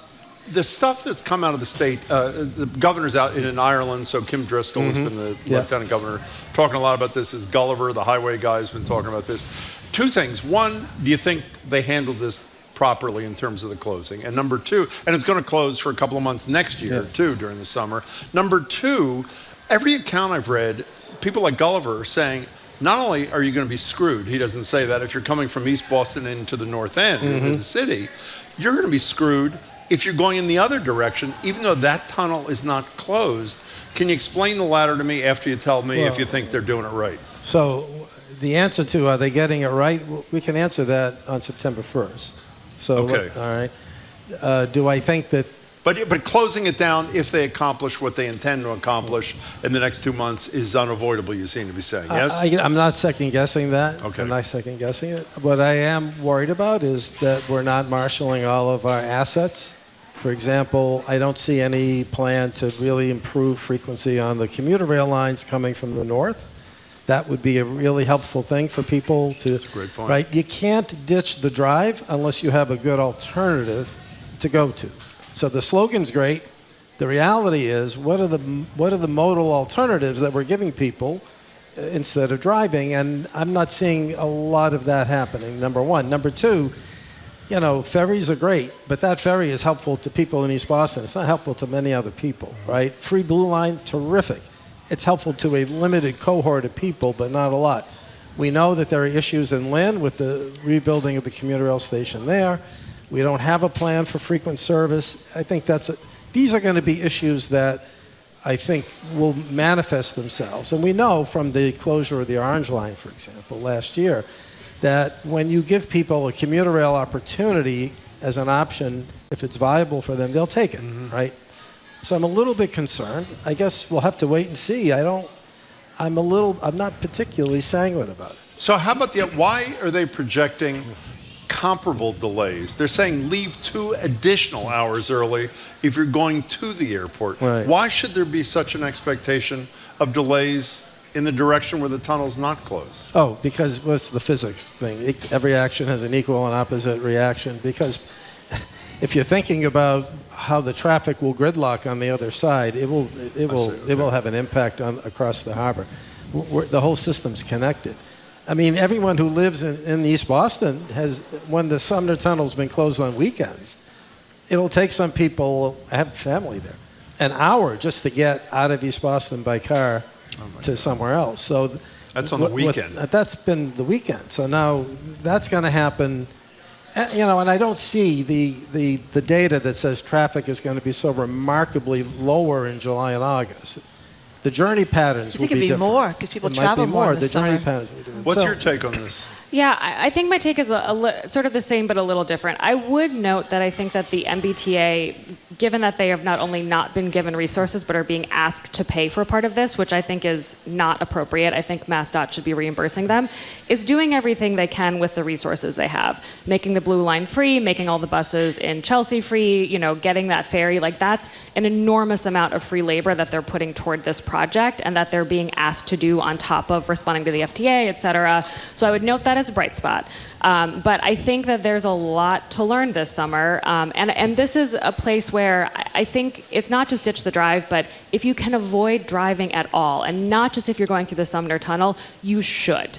You should stay home. You should get on a bus in a bus lane that's going to be car free because everyone's going to respect the rules of the road. Like, that's the choice. That's the better choice right now. I want to pick up, if I can. Stacey mentioned that the T is being asked to pick a significant share of the costs up, and I think we both agree this is a huge error of judgment. What that means is that T riders are actually bearing that burden, right? And so this is not anything but a highway and tunnel project. I don't know why transit riders and transit systems have to bear the cost of mitigation. I don't think it's fair. I don't think it's appropriate, and it's only going to accelerate and exacerbate the operating budget problems that the T will face in the next fiscal year. Which is a perfect segue to something something that we talked about for a long time. The T's brought a lot of its problems on itself. I know they got stuck with a lot of the big dig thing, but there was this incredible story. And I thought it was arbitration that had changed this. It was actually T management that got a good deal about, people may know that if you go to work for the T, there's the joke about 23 and out. You start at 18 years old, you're out at 41 years old. The T people have much better pensions than a lot of the rest of the state workers. They get Social Security as well as their pension, which a lot of them don't. They've got a real sweetheart deal, which may explain why so many of them are retiring now with full pensions, because it's tough work.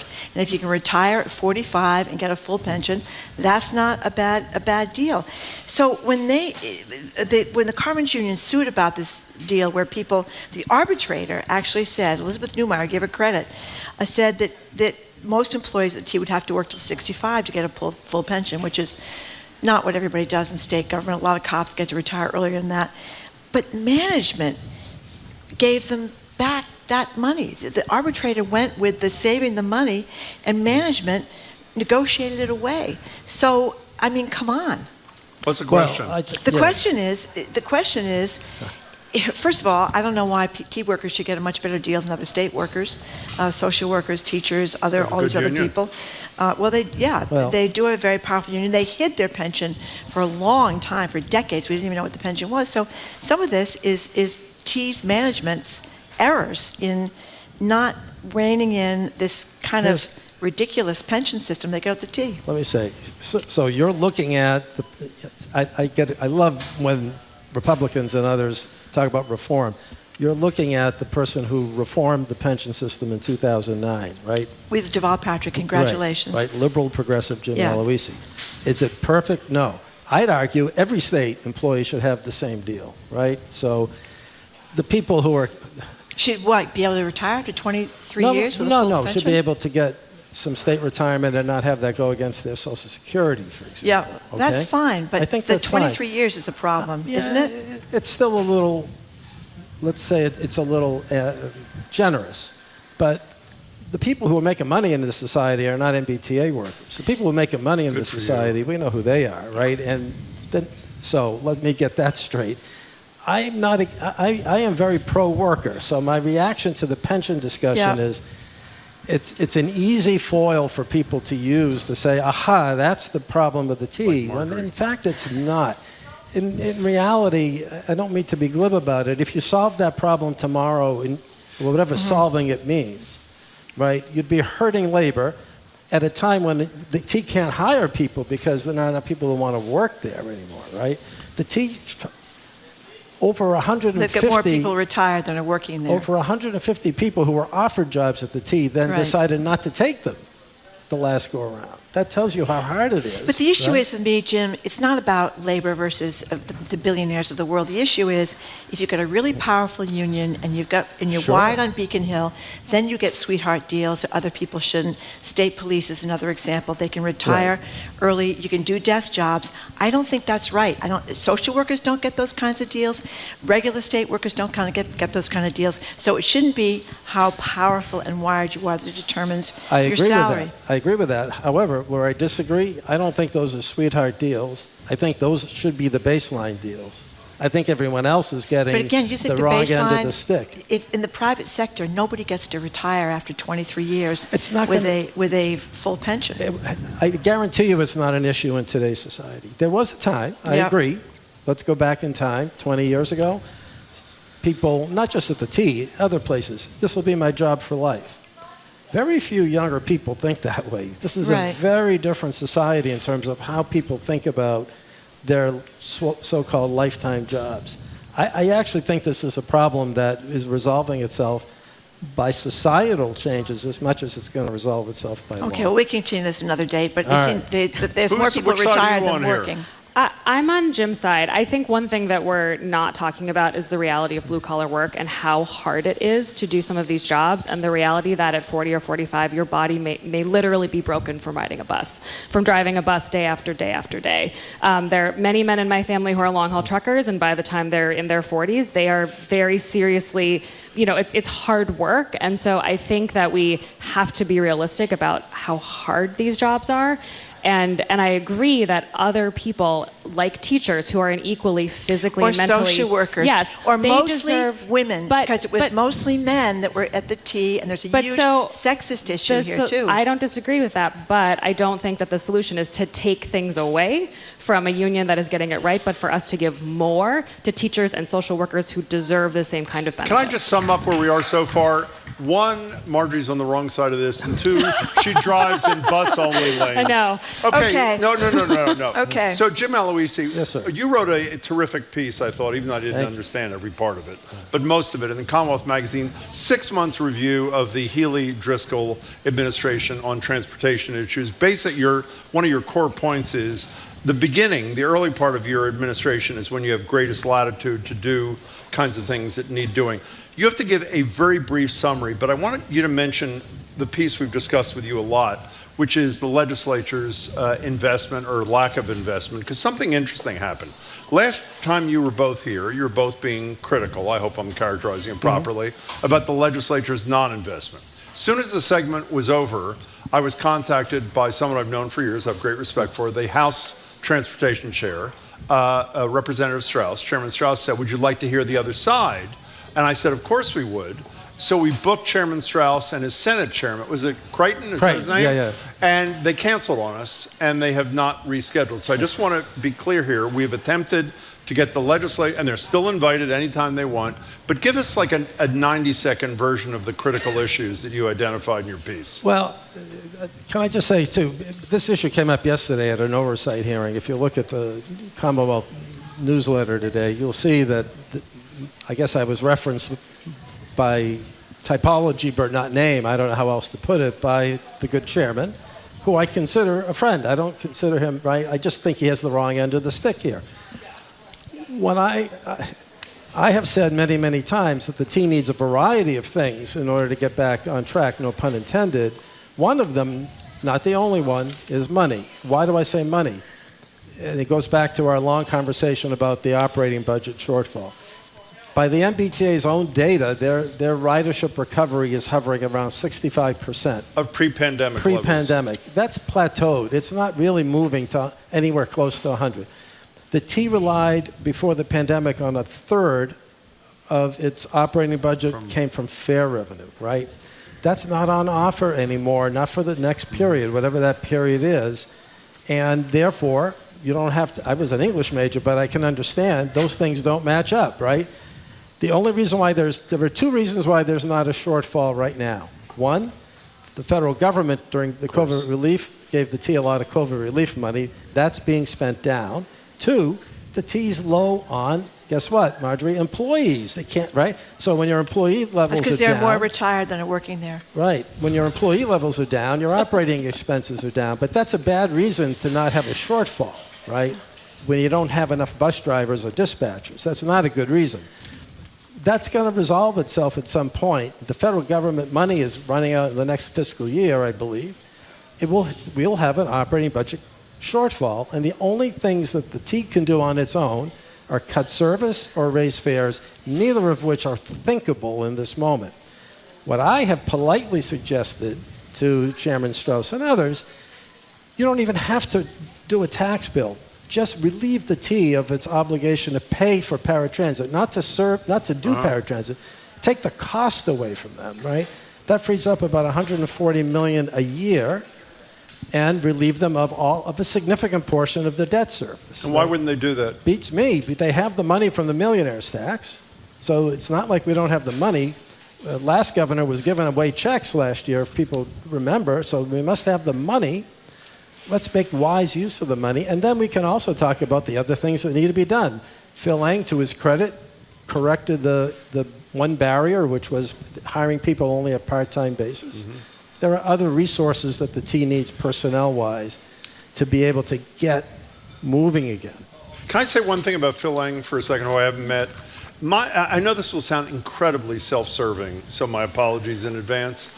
It seems to me that when you're new to the job and you're running something that is a troubled agency, you have an obligation to answer every question from the public, including angry ones, like the governor does here, the attorney general this morning. We have repeatedly tried to get Phil Lang to join us to answer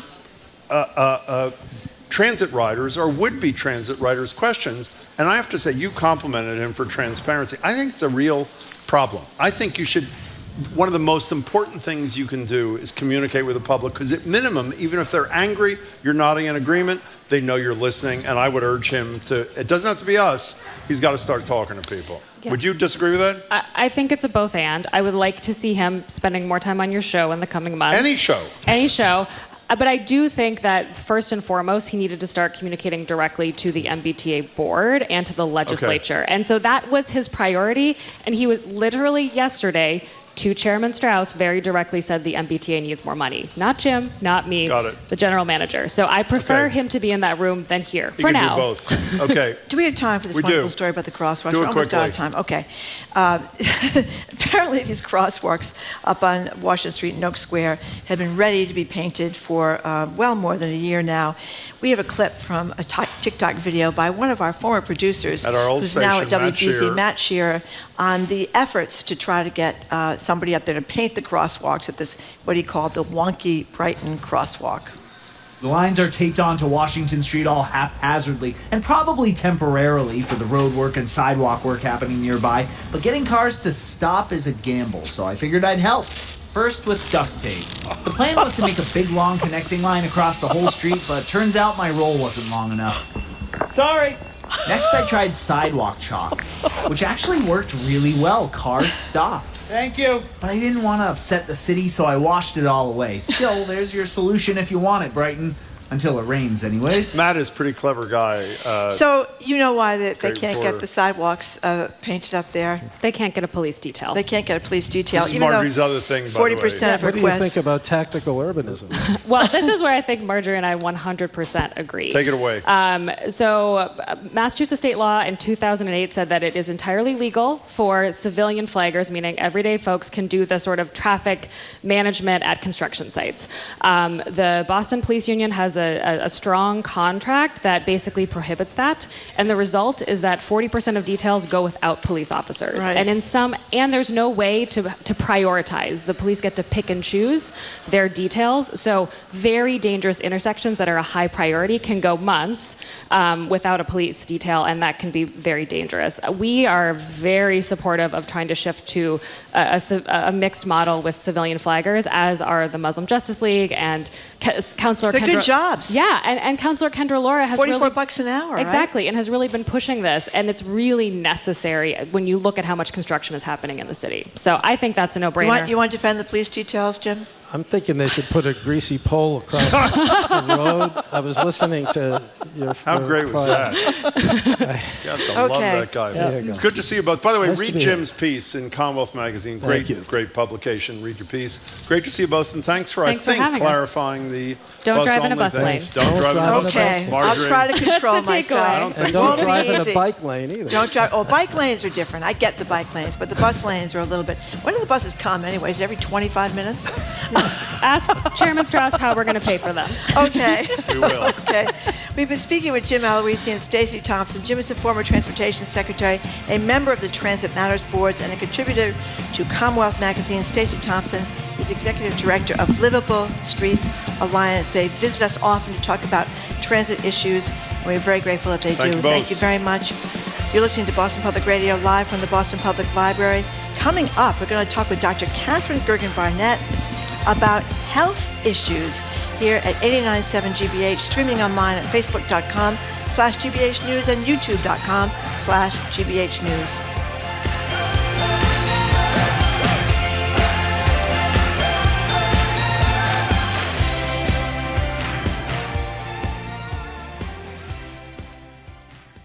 The military ended Don't Ask, Don't Tell 12 years ago, finally allowing gay troops to serve openly. Before then, thousands of veterans were discharged for being gay. Most are entitled to VA benefits, but many have never received them. Getting a letter from the VA thanking me for my honorable service was it's spiritual for me.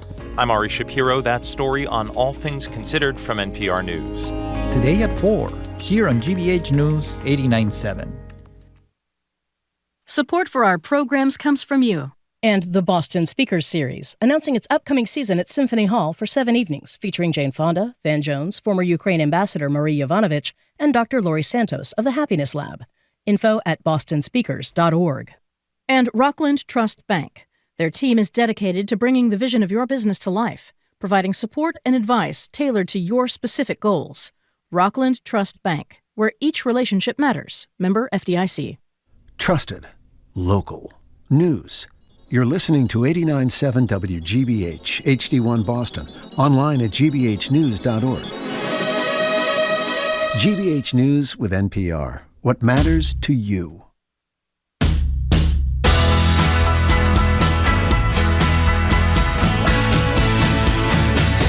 Welcome back to Boston Public Radio. We're live at the Boston Public Library. The we would be Jim Browdy and Marjorie Egan. Streaming online at facebook.com/GBH News and youtube.com/GBH News. We're joined now at the library by Dr. Catherine Gergen-Barnett. She's Vice Chair of Primary Care, Innovation and Transformation at Boston Medical Center and Clinical Associate Professor at BU Medical School. Hello, and nice to see you, Doctor. So wonderful seeing you both. Yes, thank you very much for coming in, Doctor.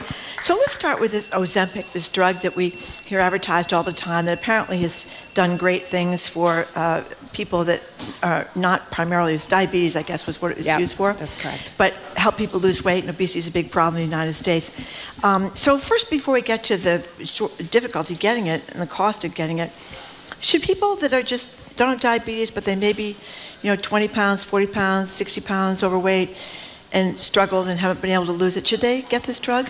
So just to take a step back, because I know it's really on people's mind, it's in the news a lot, these weight loss drugs, and certainly we know that we've been talking for the last 3 years about a pandemic, right? And we have an epidemic of obesity in our country. We have 100 million Americans. 42% of adults are considered obese. Not overweight, obese. Obese. I want to take a moment in a bit to go into upstream factors, right? But I know we're talking about the medication right now. The medication known as Ozempic. So currently that's the injectable medicine that people get. It's once a week. That was actually FDA approved in 2017. So that was a number of years ago. So we think, well, why are we thinking about it so much now? So there is now a sister drug using the same base of medicine and actually packaged in larger doses for weight loss. So that's the Wegovy. Mm-hmm. So people often will get those two things confused. Yes. So Ozempic, we've actually been using in medicine very effectively for people with diabetes, and we know that People with diabetes often are also struggling with obesity. And so we see that the insulin actually gets better controlled and sugars go down for people with diabetes. And a side effect or an unexpected consequence maybe was that people lost weight. When you look at how this medicine works, that's not a surprise. What it does is it mimics a hormone called GLP-1, which actually is normally given out by your intestines after you've eaten food. So it's pretty brilliant the way it works. So it gives your brain the signal, I'm full. And so people crave less, they don't eat as much. Actually, you probably have seen there's all these articles now on people being less interested in drinking alcohol. There's some thought that it may work on the part of the brain that gives you kind of happiness after eating. So I will say that the medicine Ozempic has been tried and true for a long time. The Wegovy medicine, which is really for people with obesity and illnesses connected to obesity, that is where there may be some gray lines. Okay, so I think it's important to distinguish. And I will also say, as a physician and somebody who lives in this society, that it is really important that we give people tools that struggle with obesity, right? Because I think the fat shaming is so huge in our culture, and we think that people can just fix it if they eat less and exercise more, and actually a lot of people just can't. So, but part of the problem, there are many problems. Yes. I mean, one. So many. Let's start with the core problem is it's not cheap. It's $1,300 a month, and I want you to know that Jamie, our colleague, or Zoe, or somebody this morning checked it out, and said that in Canada, the same drug that costs $1,300 a month here, not surprisingly, costs $300 a month in Canada. Is this well, I want to make sure now, because we're supposed to distinguish these drugs. Is this the Ozempic or the Wegovy? I think it's Ozempic. Okay. But I mean, people are... Wegovy is $1,300 a month. Whatever and Ozempic is $892. Okay, so still expensive. Is insurance, Medicaid, or Medicare paying for this if the sole issue is not diabetes, but the sole issue is weight? Are they doing it? No. So for people, private insurance is often covering Wegovy, that weight loss medicine, but Medicare and Medicaid do not cover this medication just for obesity. And in light of the fact that being obese, I'm not the doctor you are, can lead to serious health consequences and implicate tons of other health problems. What's the rationale other than the fact that it costs too much? That is a huge, it's not an other than, right? I think that's the majority that is the reason, of it. Isn't it? Yeah, and there's a clause apparently since I think in the early 2000s that basically said Medicare, Medicaid cannot cover weight loss medicine. So they haven't updated that clause, but I think to your point, if you actually look at the spectrum of illness and we're saying, okay, we're not going to cover this for obesity, but we'll cover it once you become diabetic, right? Again, it's how are we prioritizing the things that we treat? But I will say that they are also, to your point, making so much money off of this medication that we know that places in Canada, if you're doing an equal comparison, we don't have the same gouging of prices in other places. One last thing about this, at least from me. One of the other problems, you got to take it for life from what I understand, or you're just going to relapse. Correct. Correct. So the thing I don't understand, obviously the pharmaceutical, the insurance companies and Medicaid and Medicare, I understand what the restriction is on them, have done this calculation, but so many health problems come, as I said a minute ago, from being significantly overweight, that it would seem to me that if you lose, what's the average here? 5 to 10% of body weight, sometimes usually 15. Around 15%. So if you lose that, the likelihood of you not suffering from the concurrent conditions that are also expensive would ultimately save these entities money in the long run. Is that asked backwards, or? No, that is it is absolutely correct that it is backwards, the thinking, but the way you present it, the way you present it is absolutely true. So it's $174 billion healthcare dollars per year spent on obesity-related conditions.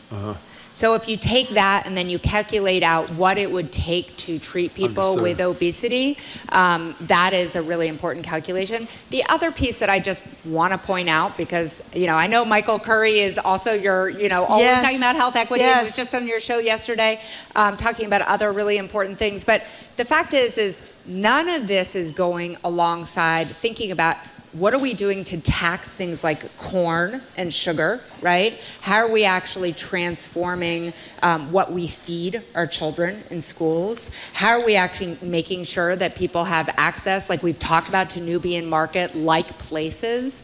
And all of the ways that upstream, if we took a tiny portion of the money that's being charged for those medications and invested in upstream public health, it would be transformative in terms of the way that we could take care of people.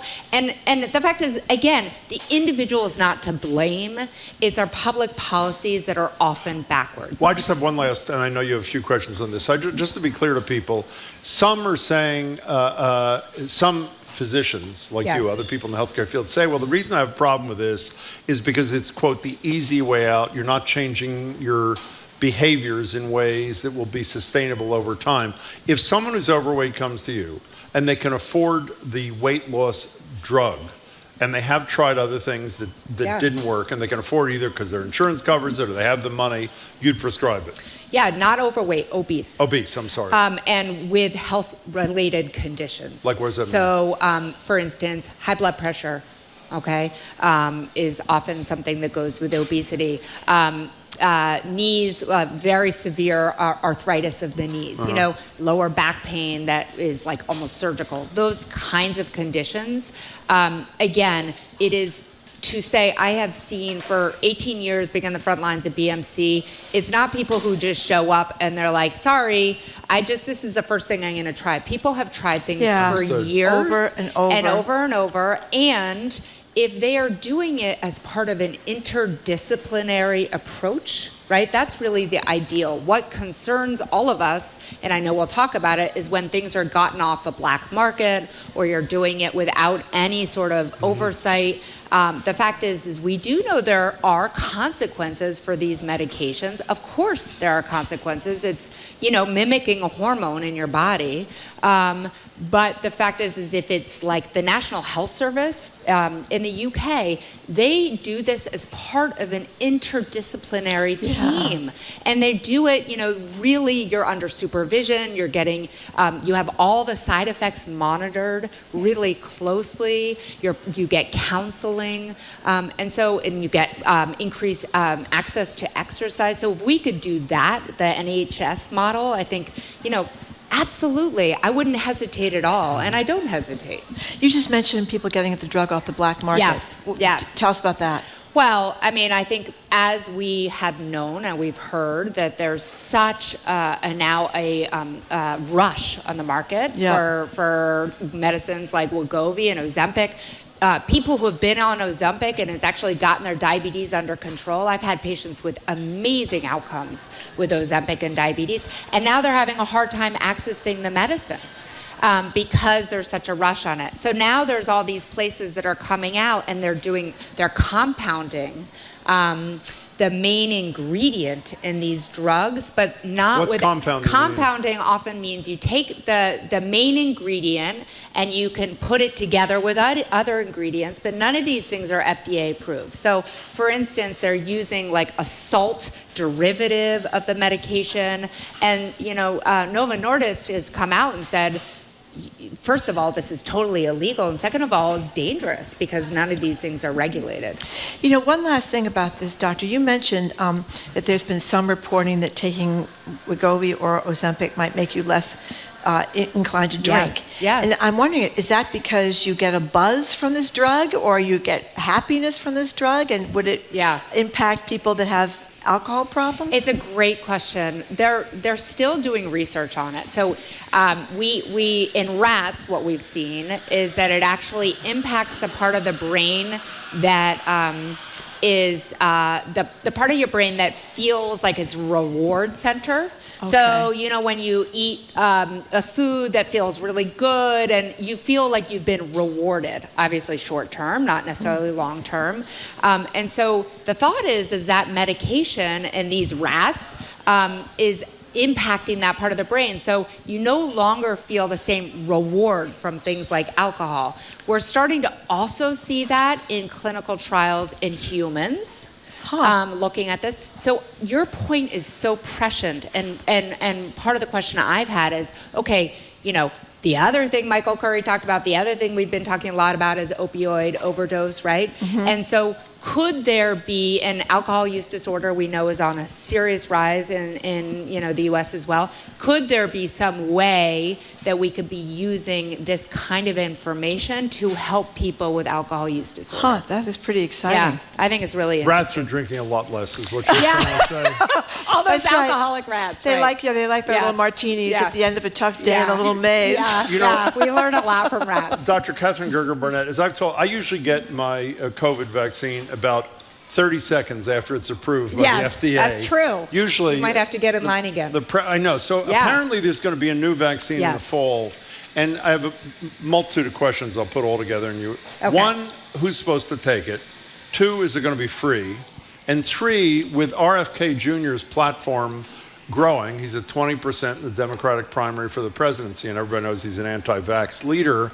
Are we going to have even more problems and more misinformation that's going to discourage those people who you identify as those who should get the vaccine getting it? Because I know the booster usage rate was pathetically low. Yes. So answer any and all you want. Okay. So the news around the booster. So we have just started to have the FDA Scientific Advisory Committee. You guys probably remember, right? Of course we do. They convene pretty frequently. And there's 21 advisors who met just over a week ago. And they said, look, we know we need another vaccine when we know that we need to target getting it out for the fall.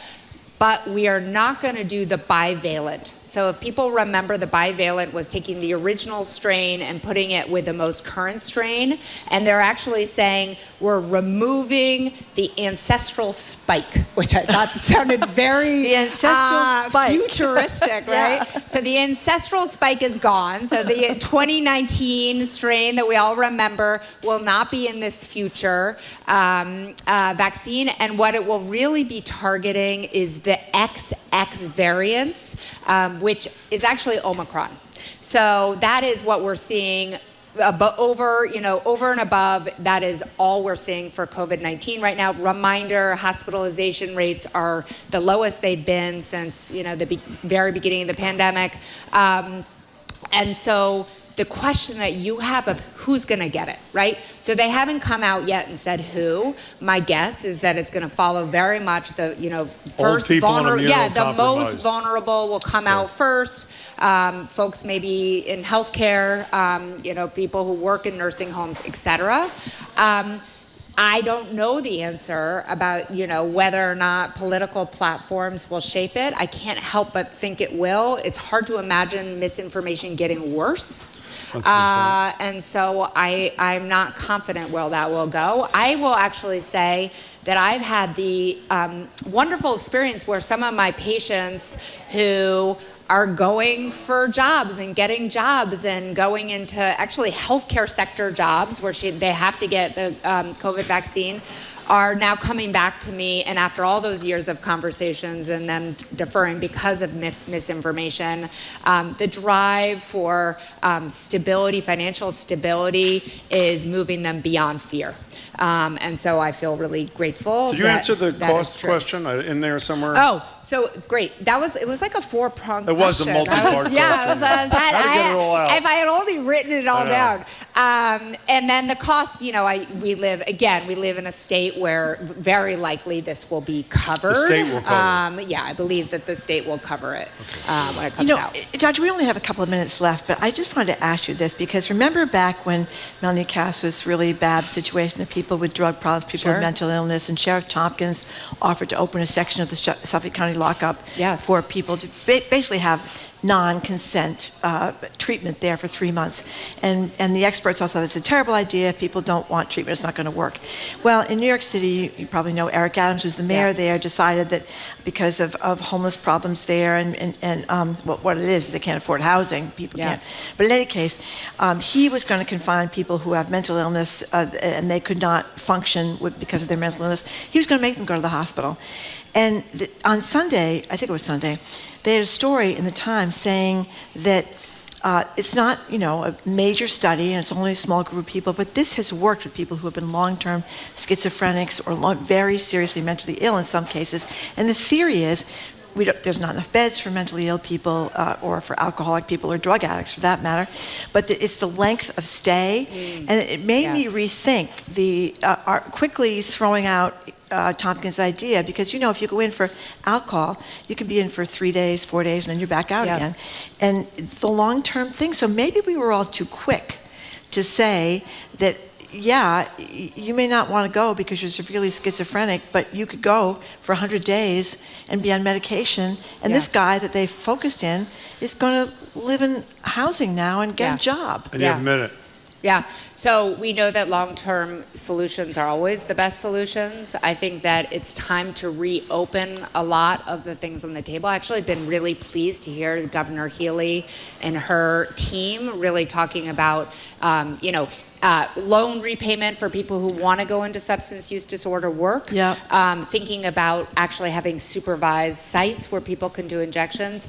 If we can start to think about places where, again, it has to go hand in hand with reducing stigma, mental health treatment, also thinking about all the untreated trauma of people in terms of driving them into substances, then yes, we can start to think about how do we actually fund long-term care facilities that is respectful of the autonomy of a human being, so that when they come out, they can have fulfilling lives. That's all what our mission is in healthcare. By the way, we should say, as we said yesterday, then Attorney General Healy was one of the few elected officials who actually supported the Tompkins plan. Even though a lot of civil libertarians thought it was a bad idea. It's great to see you, Doctor. Thanks so much for your time. Thank you so much for being here. We've been speaking with Dr. Catherine Berger-Barnett. She's Vice Chair of Primary Care Innovation and Transformation at Boston Medical Center and Clinical Associate Professor at Boston University Medical School. Thank you so much, as always, for coming in. Coming up, the folks behind PBS NewsHour's Student Reporting Labs. We're so excited to talk to them. It's in Boston right now. We strive to be more than just an NPR station. We're your Boston NPR station. Our journalists are reporting on Greater Boston, our nation, and the world to keep you in the know. But as a publicly funded news source, we rely on your support to bring you the information of the day. If you can, even if you've already given, please help us wrap up our fiscal year strong with a donation by June 30th. Every little bit helps. Give online at gbh.org. Support for GBH comes from you and the Massachusetts Supplier Diversity Office, helping small and diverse businesses grow by providing SDO certification and tools, including the Supplier Diversity Hub. Learn more at mass.gov/SDO. And Bill. Bill automates financial operations for small to mid-sized businesses and helps to create and pay bills with financial visibility and control. More information at bill.com.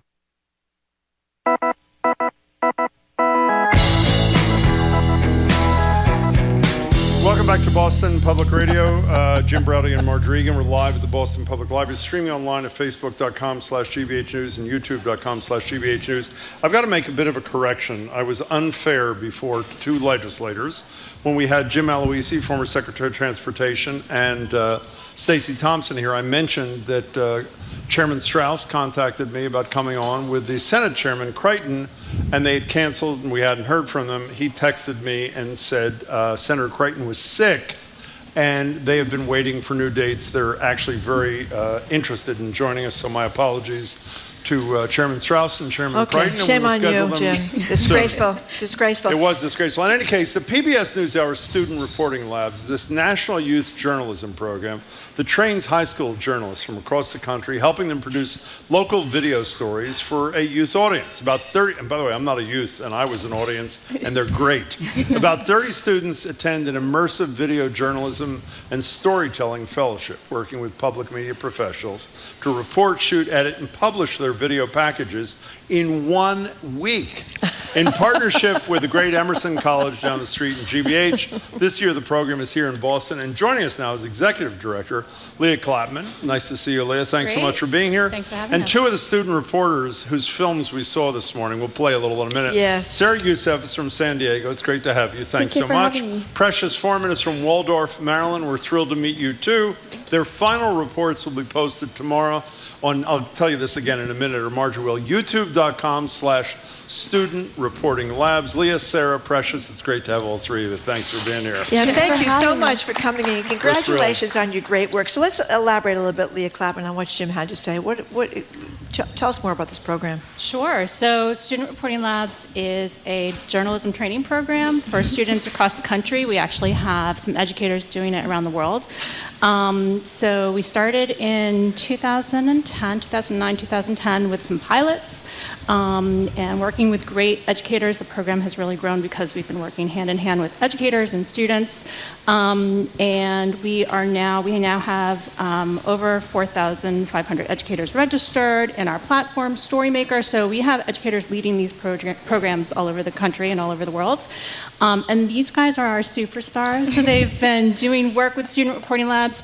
And the Academy is just such a great opportunity for everyone on the team to work with projects on the young people. They help us advise for the next school year. They help us improve our programming every year. So it's a really exciting time for us. How do you recruit, before we get to these young journalists besides you, how do you recruit and how do you choose the lucky people who get to participate in this program? In the Academy? Yeah. Yeah, so, most of the educators come to us through our website and through word of mouth and conferences. So the educators lead programs in their schools. Sarah's teacher is amazing out in San Diego, and he actually talks to other teachers and talks to them about the program. So we get a lot of schools participating, and then they're working hand in hand with us on projects, following us on Instagram and social media, and that's where we put out, hey, we're going to have this academy. We put out the application around February.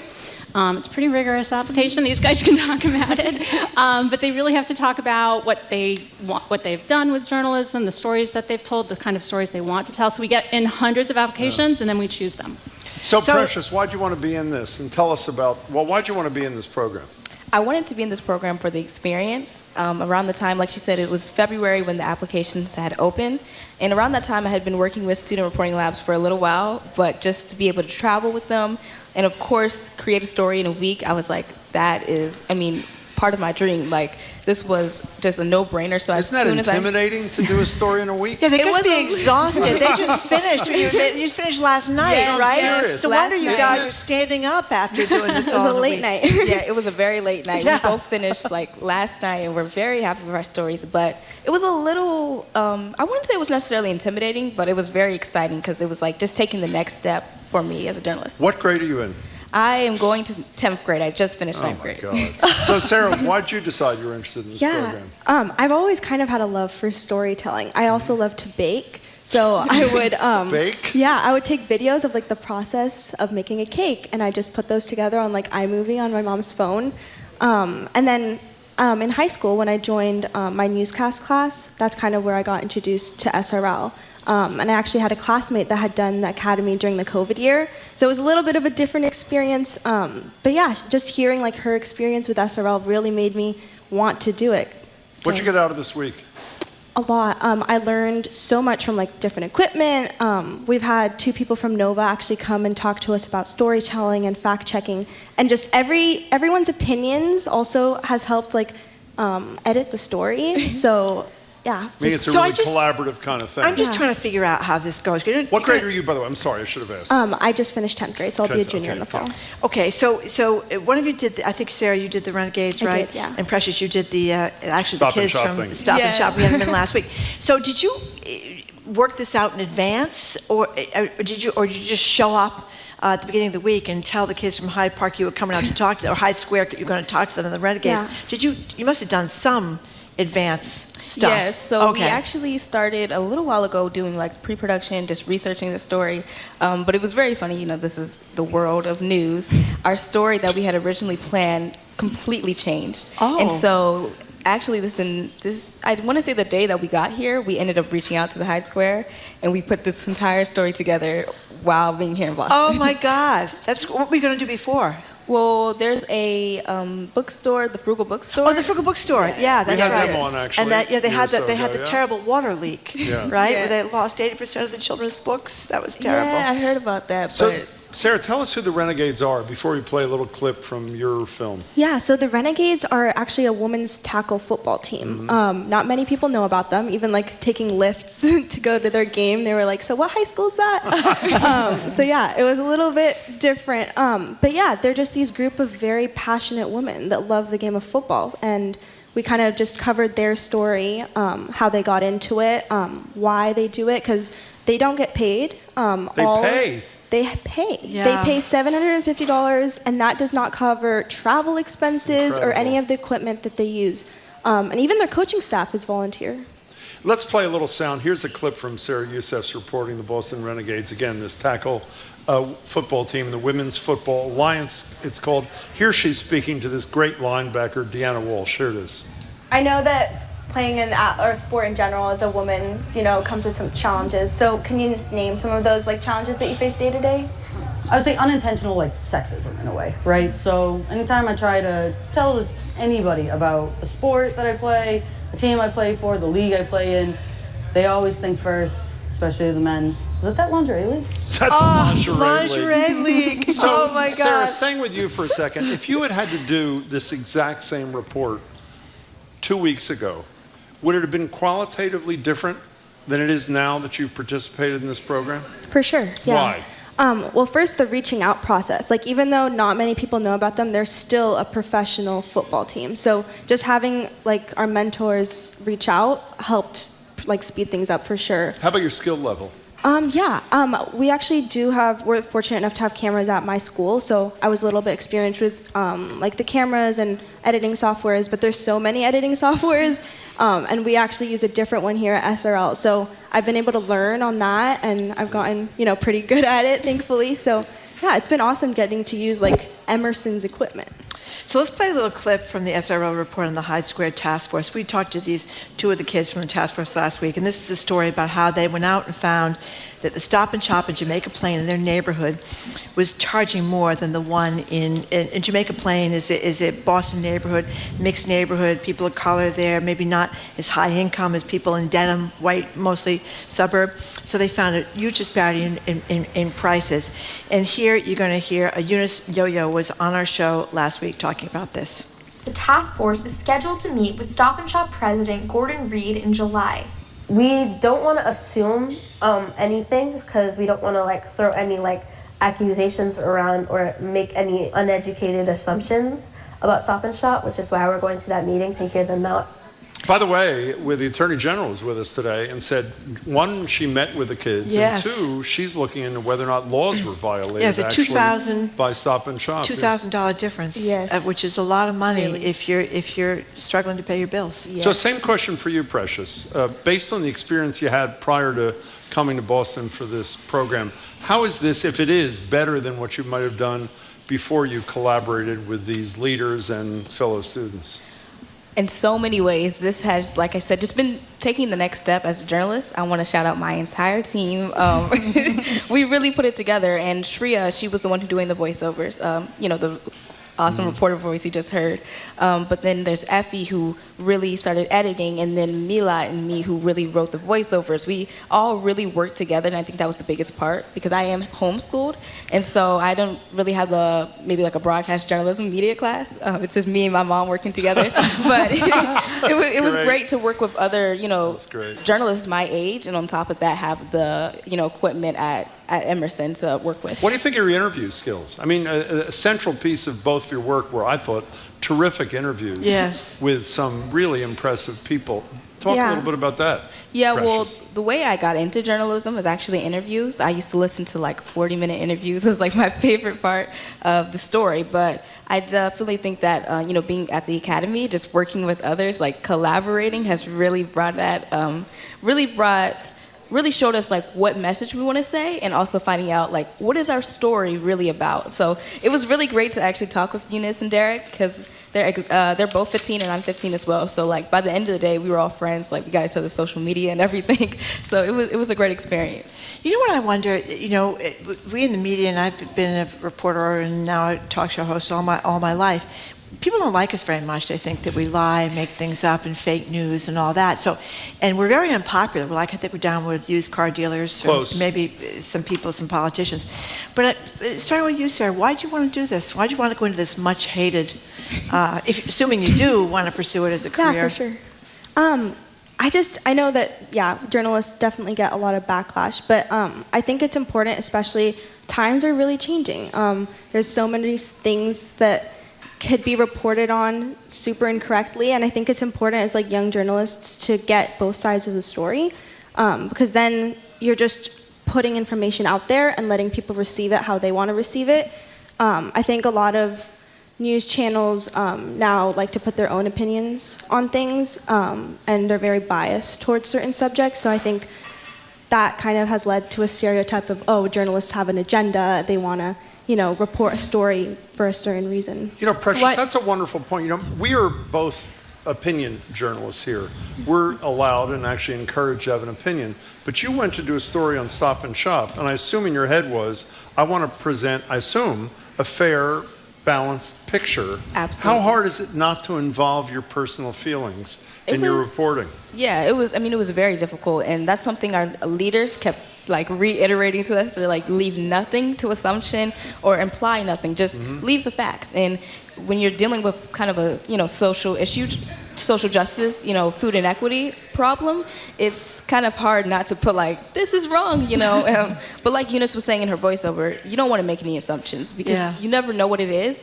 And then on top of that, that was just what they discovered, who knows how long that's been going on, or who knows really what's behind that. So just put out the facts and see where that can take you. But I think it's really important to not have bias when you're trying to get people's attention. You know, Leah, I wondered why Emerson, I know you do this with GBH, but why did you think this was worth, you're a school that trains a lot of people in communications. Yeah. Why do this? Well, we've been doing the Academy in Washington, D.C. It's great. We know the spaces. But we work with so many local PBS stations across the country. And in our conversations with them, they really want to grow the program locally. So we've kind of been taking it on the road. So our first stop was Arizona, Phoenix, Arizona. We were working with the Cronkite School and Arizona PBS. Then we had 2 years of COVID. And then we were looking around, kind of like looking for great spaces. We wanted to be in a city. Arizona was very hot. And we wanted to be someplace where we could enjoy the summer weather. Yeah. We also wanted the students to have, both the city experience and the nature experience. We're going to go out on a boat later, and we're going to go have some fun. And so we are really looking at taking the program in our academy model around the country. And just to the point about journalism also, what's so great is when you see students from across the country come, in this case it's been Washington, D.C. and then Arizona, and they're walking around and they've got their cameras. I've had students say to me, this is amazing because people are really supporting me. When I go back to my hometown, they don't. They ask me why I would want to work for the enemy, or they're angry. They're directing the anger at journalism at me, the student journalist. Yeah. Oh. So I think it's really important to have this in the schools, working with young people, so that they realize the values of journalism, the purpose of journalism. The accuracy that these guys are talking about, this craft of journalistic storytelling that these guys have really shown this week. If you can do that locally and do it with young people, then their parents, their communities start to understand that these are not strangers parachuting in and telling the story. These are members of the community telling the story from their perspective, and especially from a young person's perspective. You can just get, especially in the interviews that these guys do, adults talk to student student reporters in a much more open and honest way than they do to someone who they don't trust, right? So like there's so much, it's about building trust and it's about building journalism programs. By the way, that's the voice of Leah Clapman, who's with the PBS NewsHour Student Reporting Labs, and the two student reporters with us is Sarah Youssef from San Diego and Precious Foreman from Waldorf, Maryland. I want to stay with you for a second, Leah. How long is the program? Did you say 10 years? This is our 13th year and our 10th academy. Okay, so have you tracked, these young women, I assume everybody listening is saying, let's hope they decide to stay the course and become what they want to become. Yeah. Do you track the students and see if they stay in journalism? What happens to them? Yeah, that's really important to us. We have an alumni network, so we put out to the students scholarship opportunities. We work with also the local stations. We have right now 5 Gwen Ifill Fellows who are working with local PBS stations across the country. So we're really trying to build a pathway from, some of our schools are middle schools, some of them are elementary schools. So from elementary school, middle school, high school, into your local station, an internship through college. We want to stay with these guys until they're 25. We want to support them. We want to make sure that they're growing. We do, as you said, it's been 10 years. We have a news director at KAKE in Wichita, Kansas. We have someone working for ESPN. We have some people working, in many different parts of the media, and that's really the By the way, goal. you mentioned the Cronkite thing at Arizona State. You know who comes from the Cronkite thing? No. The new president of GBH, Susan Goldberg. I guess I should have known was that.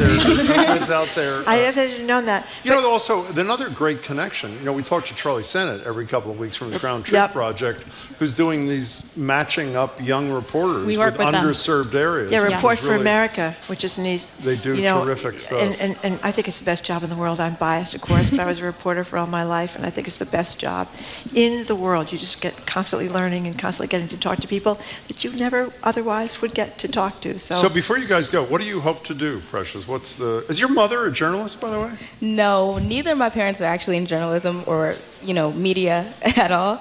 But you're asking what I hope to do. Yeah, what do you hope to do with these skills? As a career? Yeah. Oh, as a career, so I have wild dreams. One of my biggest goals is to become an EGOT. Really, and I definitely want to focus on video production. I really, really, really want to do interviews and reporting. So yeah, and why don't you explain what the acronym means? It's 4 pretty big accomplishments. What's an EGOT? EGOT is an Emmy, Grammy, Oscar, and Tony winner. There are a few, but not many. Yeah. So definitely just staying, in front of the camera, behind the camera, and in video production and audio production as well. You want to be an EGOT? My dream is just stay employed. So I have modest hopes.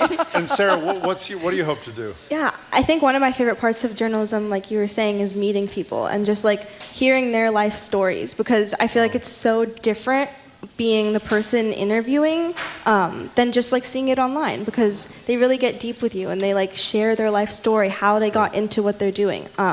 So yeah, I really look forward to in the future being able to meet more people and share their stories, because a lot of the times we have so many amazing, inspiring people and their stories aren't shared. I hope people check out the 2 things you and all of your colleagues did tomorrow, because they are really terrific. Congratulations. Thank you. Yeah, congratulations to all 3 Thank of you. So Very much fun to talk to you, and congrats. We've been speaking with Executive Director of Student Reporting Labs, Leah Clapman, and student reporters Sarah Youssef from San Diego and Precious Foreman from Waldorf, Maryland. Thank you so much for coming in. Their final reports, as Jim says, they'll be posted tomorrow on youtube.com/student reporting labs. That's youtube.com/student reporting labs.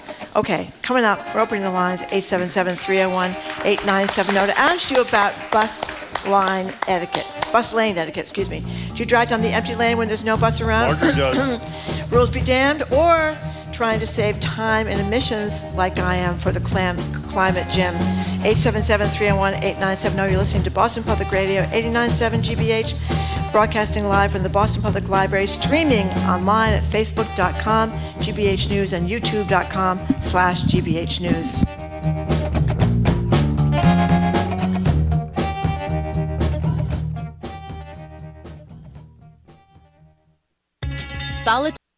Funding for our programs comes from you and Boston Children's Hospital, ranked among the best children's hospitals in the nation by U.S. News & World Report. Boston Children's, where the world comes for answers. bostonchildrens.org/answers. And the University of Massachusetts Amherst, dedicated to generating new knowledge and applying discoveries to the betterment of society. You can learn more about research, innovation, and economic impact for the Commonwealth at umass.edu.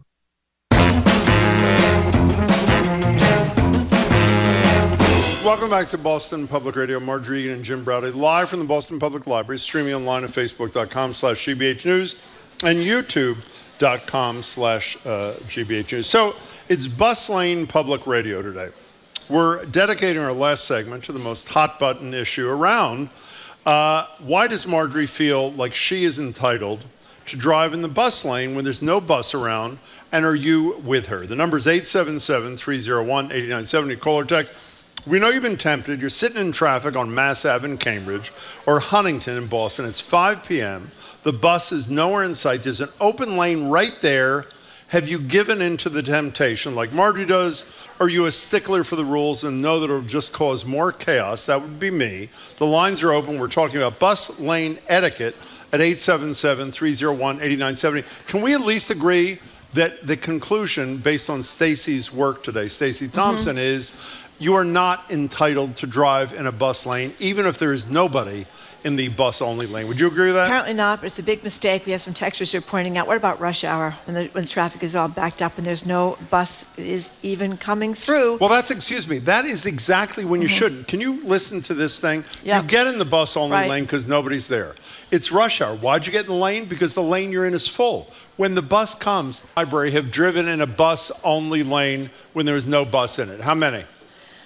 There's a few right there. 3 out of everybody That's here. Everybody else is going to raise their hand. The rest are law-abiding people who care about the rules. That would include me. 877-301-8970. By the way, if the bus-only lane says you're allowed to get in the lane to take a right or a left or that sort of thing, that's a different picture. What you do is not allowed based on our understanding of the stated law. Do you agree with that? I agree that that is correct, yes. Okay, fine. 877-301-8970. Alan in Charlestown, you're first on Boston Public Radio. Welcome to the show. Hi.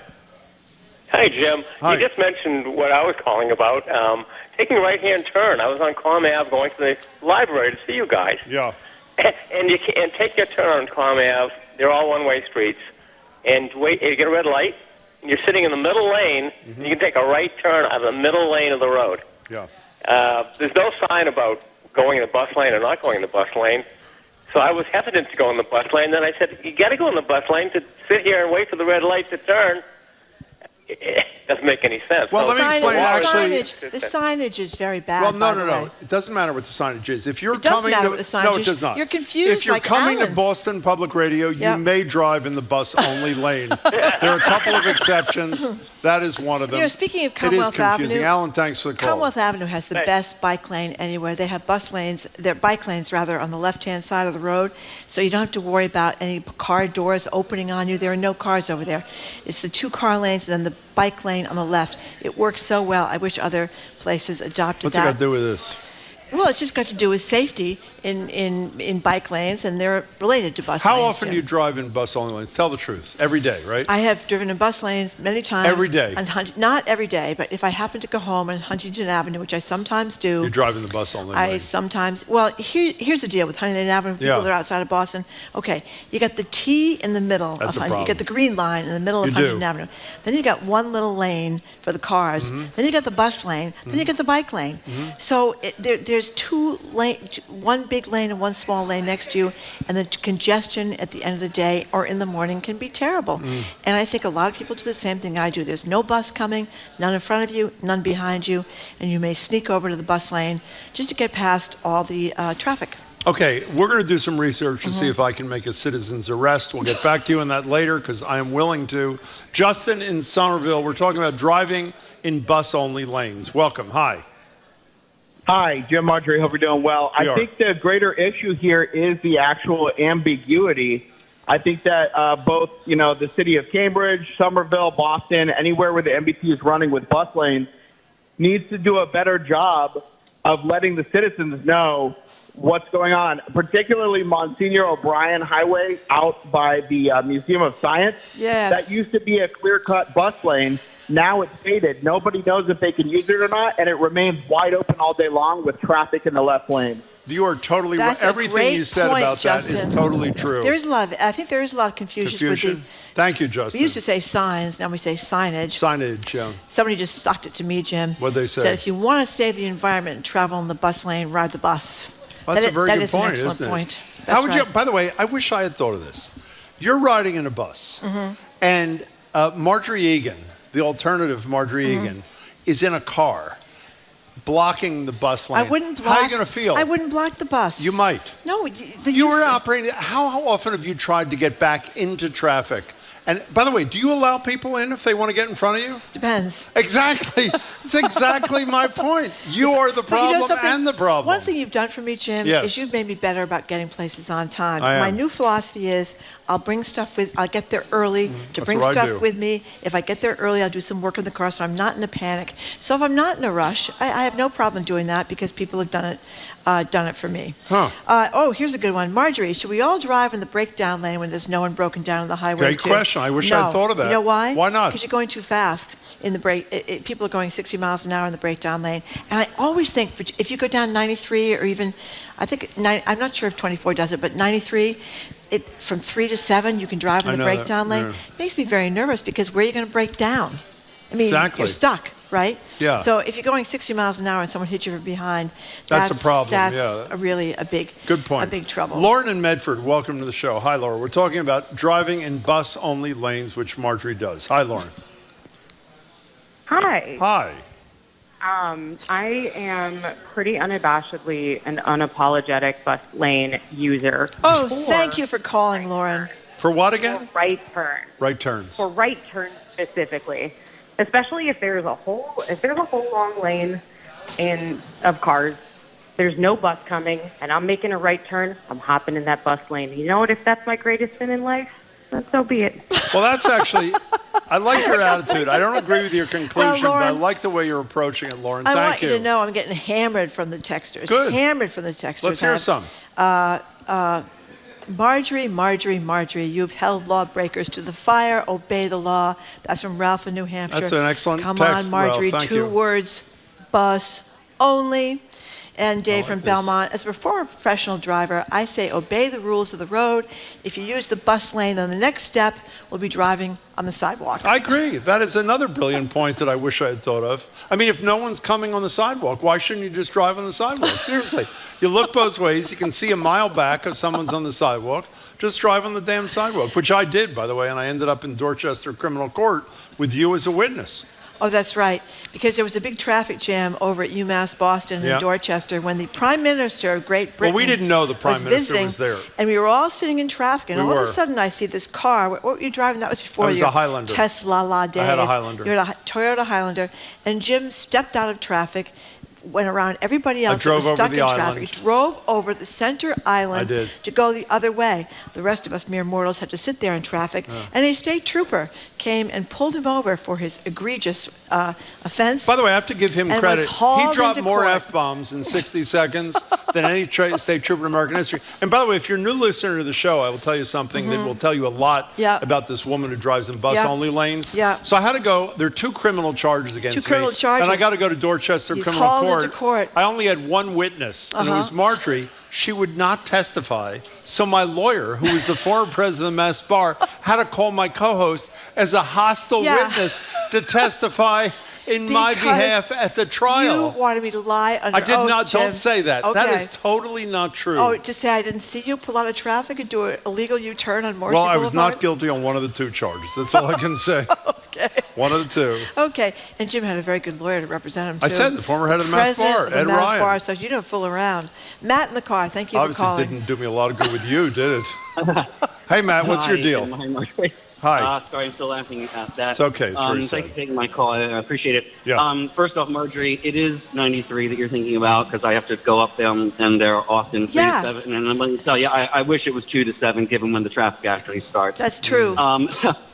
It's funny. I would not normally think to drive in the bus lane in any town or city in this state, except I live in Malden, and I've lived there for over 4 years now. And when I first moved there, many of the main roads around there are 2 lanes on each side.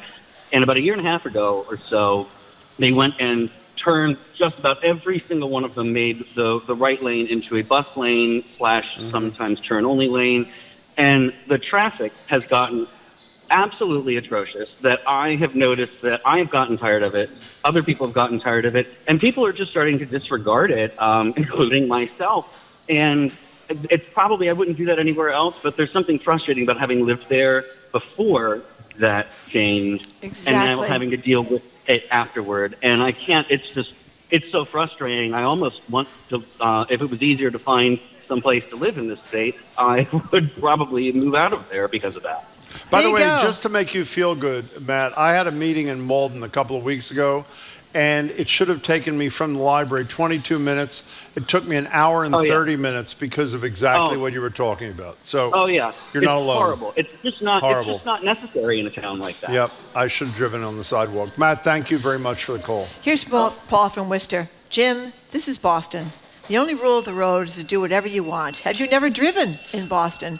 Where do you think the term masshole comes from? I know, I hate that expression. I know, but that is where it comes from, actually. 877-301-8970. What we're doing is hopefully spinning the final chapter in the long story on this show about to drive or not to drive in bus-only lanes. We got the definitive word from Stacey Thompson on Livable Streets today. Apparently, despite what we originally thought, it actually is prohibited. The dispute was because there are a couple of communities that have not passed enforcement language, but we don't know which ones those are. And so as a result, you shouldn't drive in the bus-only lane, which Marjorie does anyway. Joe from Rockport says, someone probably already covered this, but I had tried to stay out of the bus lane many times in lots of traffic. Yet there were always plenty of people blowing by me in the bus lane, making me feel extra annoyed. So why should I bother doing the right thing?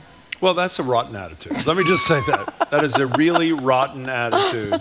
Because the other people are doing bad things. You know how they have the diamond lane, or whatever they call it? The HOV line on 93.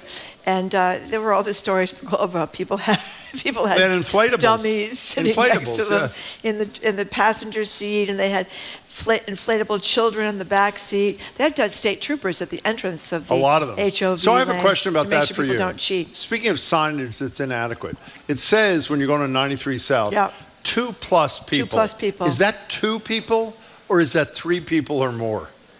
I think it's 2+. Well, I know it's 2+. What does 2+ mean? I think it means 2. If you have 2 people, you're all set. I'm not going to cheat there. Doesn't say 2 or 2+. No, I'm not going to cheat there. Because the state troopers are there. And they're not crazy about you. Given so many speeches about the state troopers and their pensions, they probably wouldn't be very nice to me. No, I think they probably wouldn't. Let's go to Greg in Foxborough. You're next on Boston Public Radio. We're talking about driving in bus-only lanes. Welcome. Yes, hi. I've listened forever and called several times. Well, thank you. So many questions. Please. So many questions for Marjorie. But specifically, the one I want to ask right now is, Marjorie, despite your best intentions, when you get in the bus lane because there's no bus in sight and you break down. Great question. Then what? Well, let me just say. Don't go away, Greg. You're on a roll there. Go ahead. I've driven Toyotas for now 27 years. Yeah. I've never had. Did your car break down the other day?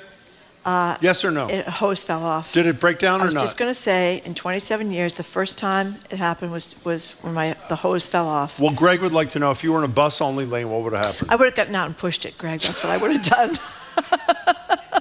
No, Greg, do you have any other great questions? Because that was excellent. What else? Well, I actually do. For forever, Jim, I've wanted to ask you to please stop using your favorite word. What is it? Factoid. Oh, I love the word factoid. It doesn't mean what you think it means. What does it mean? The suffix oid means similar to, but different. Oh my God. Oh, by the way, Greg, you misunderstood me. I was not saying, I was not saying factoid. I was saying fact-oi, I was saying. Oh, thank you. Okay. Well, thank you. That's different. Oi to you, Greg. Thank you for an excellent question from Marjorie. I appreciate it. Thank you very much. Okay, Brenda in the car. Bus lanes make climate change, road rage, and congestion worse. More power to you, Marjorie. Thank you very much, Brenda. Then Hal, somebody else says, the only time Marjorie should be using the bus lane is if she's driving a bus.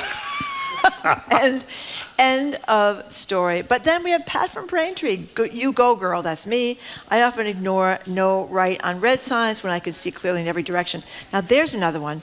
We have many more no right on red signs than we need to have in Massachusetts. Well, it's federal. It's federal law. Okay. Well, then it's the federal government. I think it's federal. I shouldn't just state that emphatically. Do you ever take a right on red when the street is empty? Never. And you never do? Never okay. done that. All right. Actually, I have. I mean, late at night I have occasionally. Okay. Well, what's the difference, Jim? What? What's the difference? I had to get somewhere. That's You're breaking the law. I am. I am. Okay. So you can break the law in certain circumstances, but you can't break them in circumstances like I've done it by driving in the bus line. That is exactly correct. All right. By the way, who do I endanger by taking a right on red, like at midnight? If I'm driving home at midnight and there are no cars on the road, who am I endangering? Well, we used to have a radio show that started very early in the morning. I used to drive past the police headquarters like at 3 o'clock in the morning. Oh. There was no one on the street at 3 o'clock in the morning. Yeah.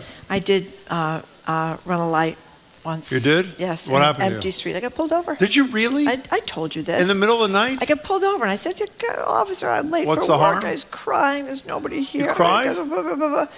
He gave me a warning and Really? let me go. Yes, because he didn't did. know who you were. That's right. Lou, in a car, you have 30 seconds. Take it away. Go. Hi. Hi.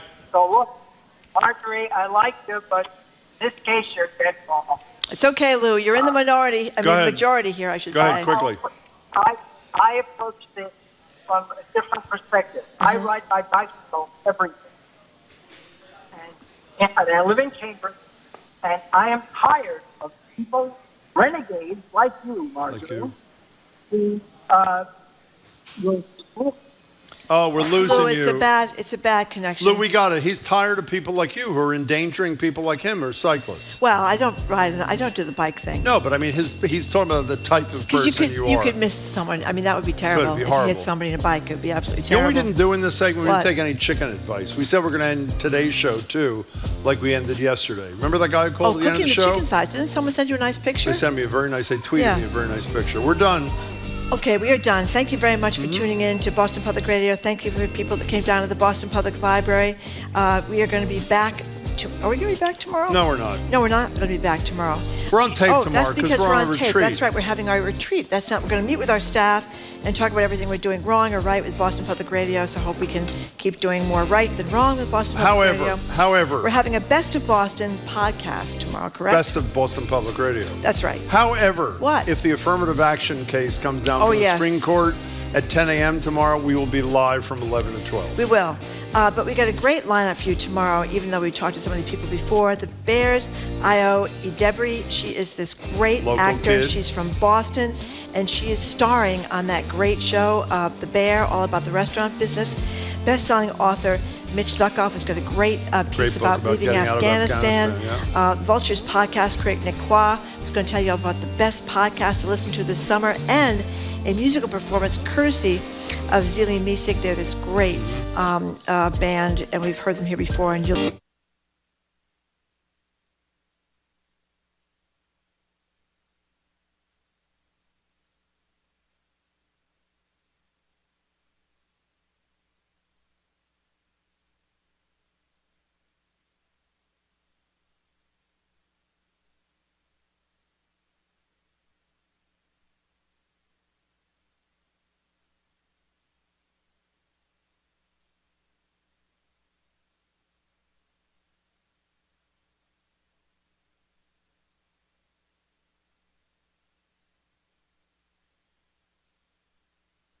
Thanks for your support.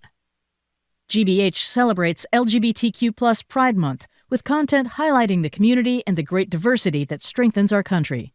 Stream impactful films and learn more at gbh.org/pride. The military ended Don't Ask, Don't Tell 12 years ago, finally allowing gay troops to serve openly. Before then, thousands of veterans were discharged for being gay. Most are entitled to VA benefits, but many have never received them. Getting a letter from the VA thanking me for my honorable service was it's spiritual for me. I'm Ari Shapiro. That story on All Things Considered from NPR News. Today at 4, here on GBH News 89.7. I'm Arun Roth, host of GBH's All Things Considered, and you and I are listening to 89.7 WGBH, HD1 Boston, online at gbhnews.org. GBH News with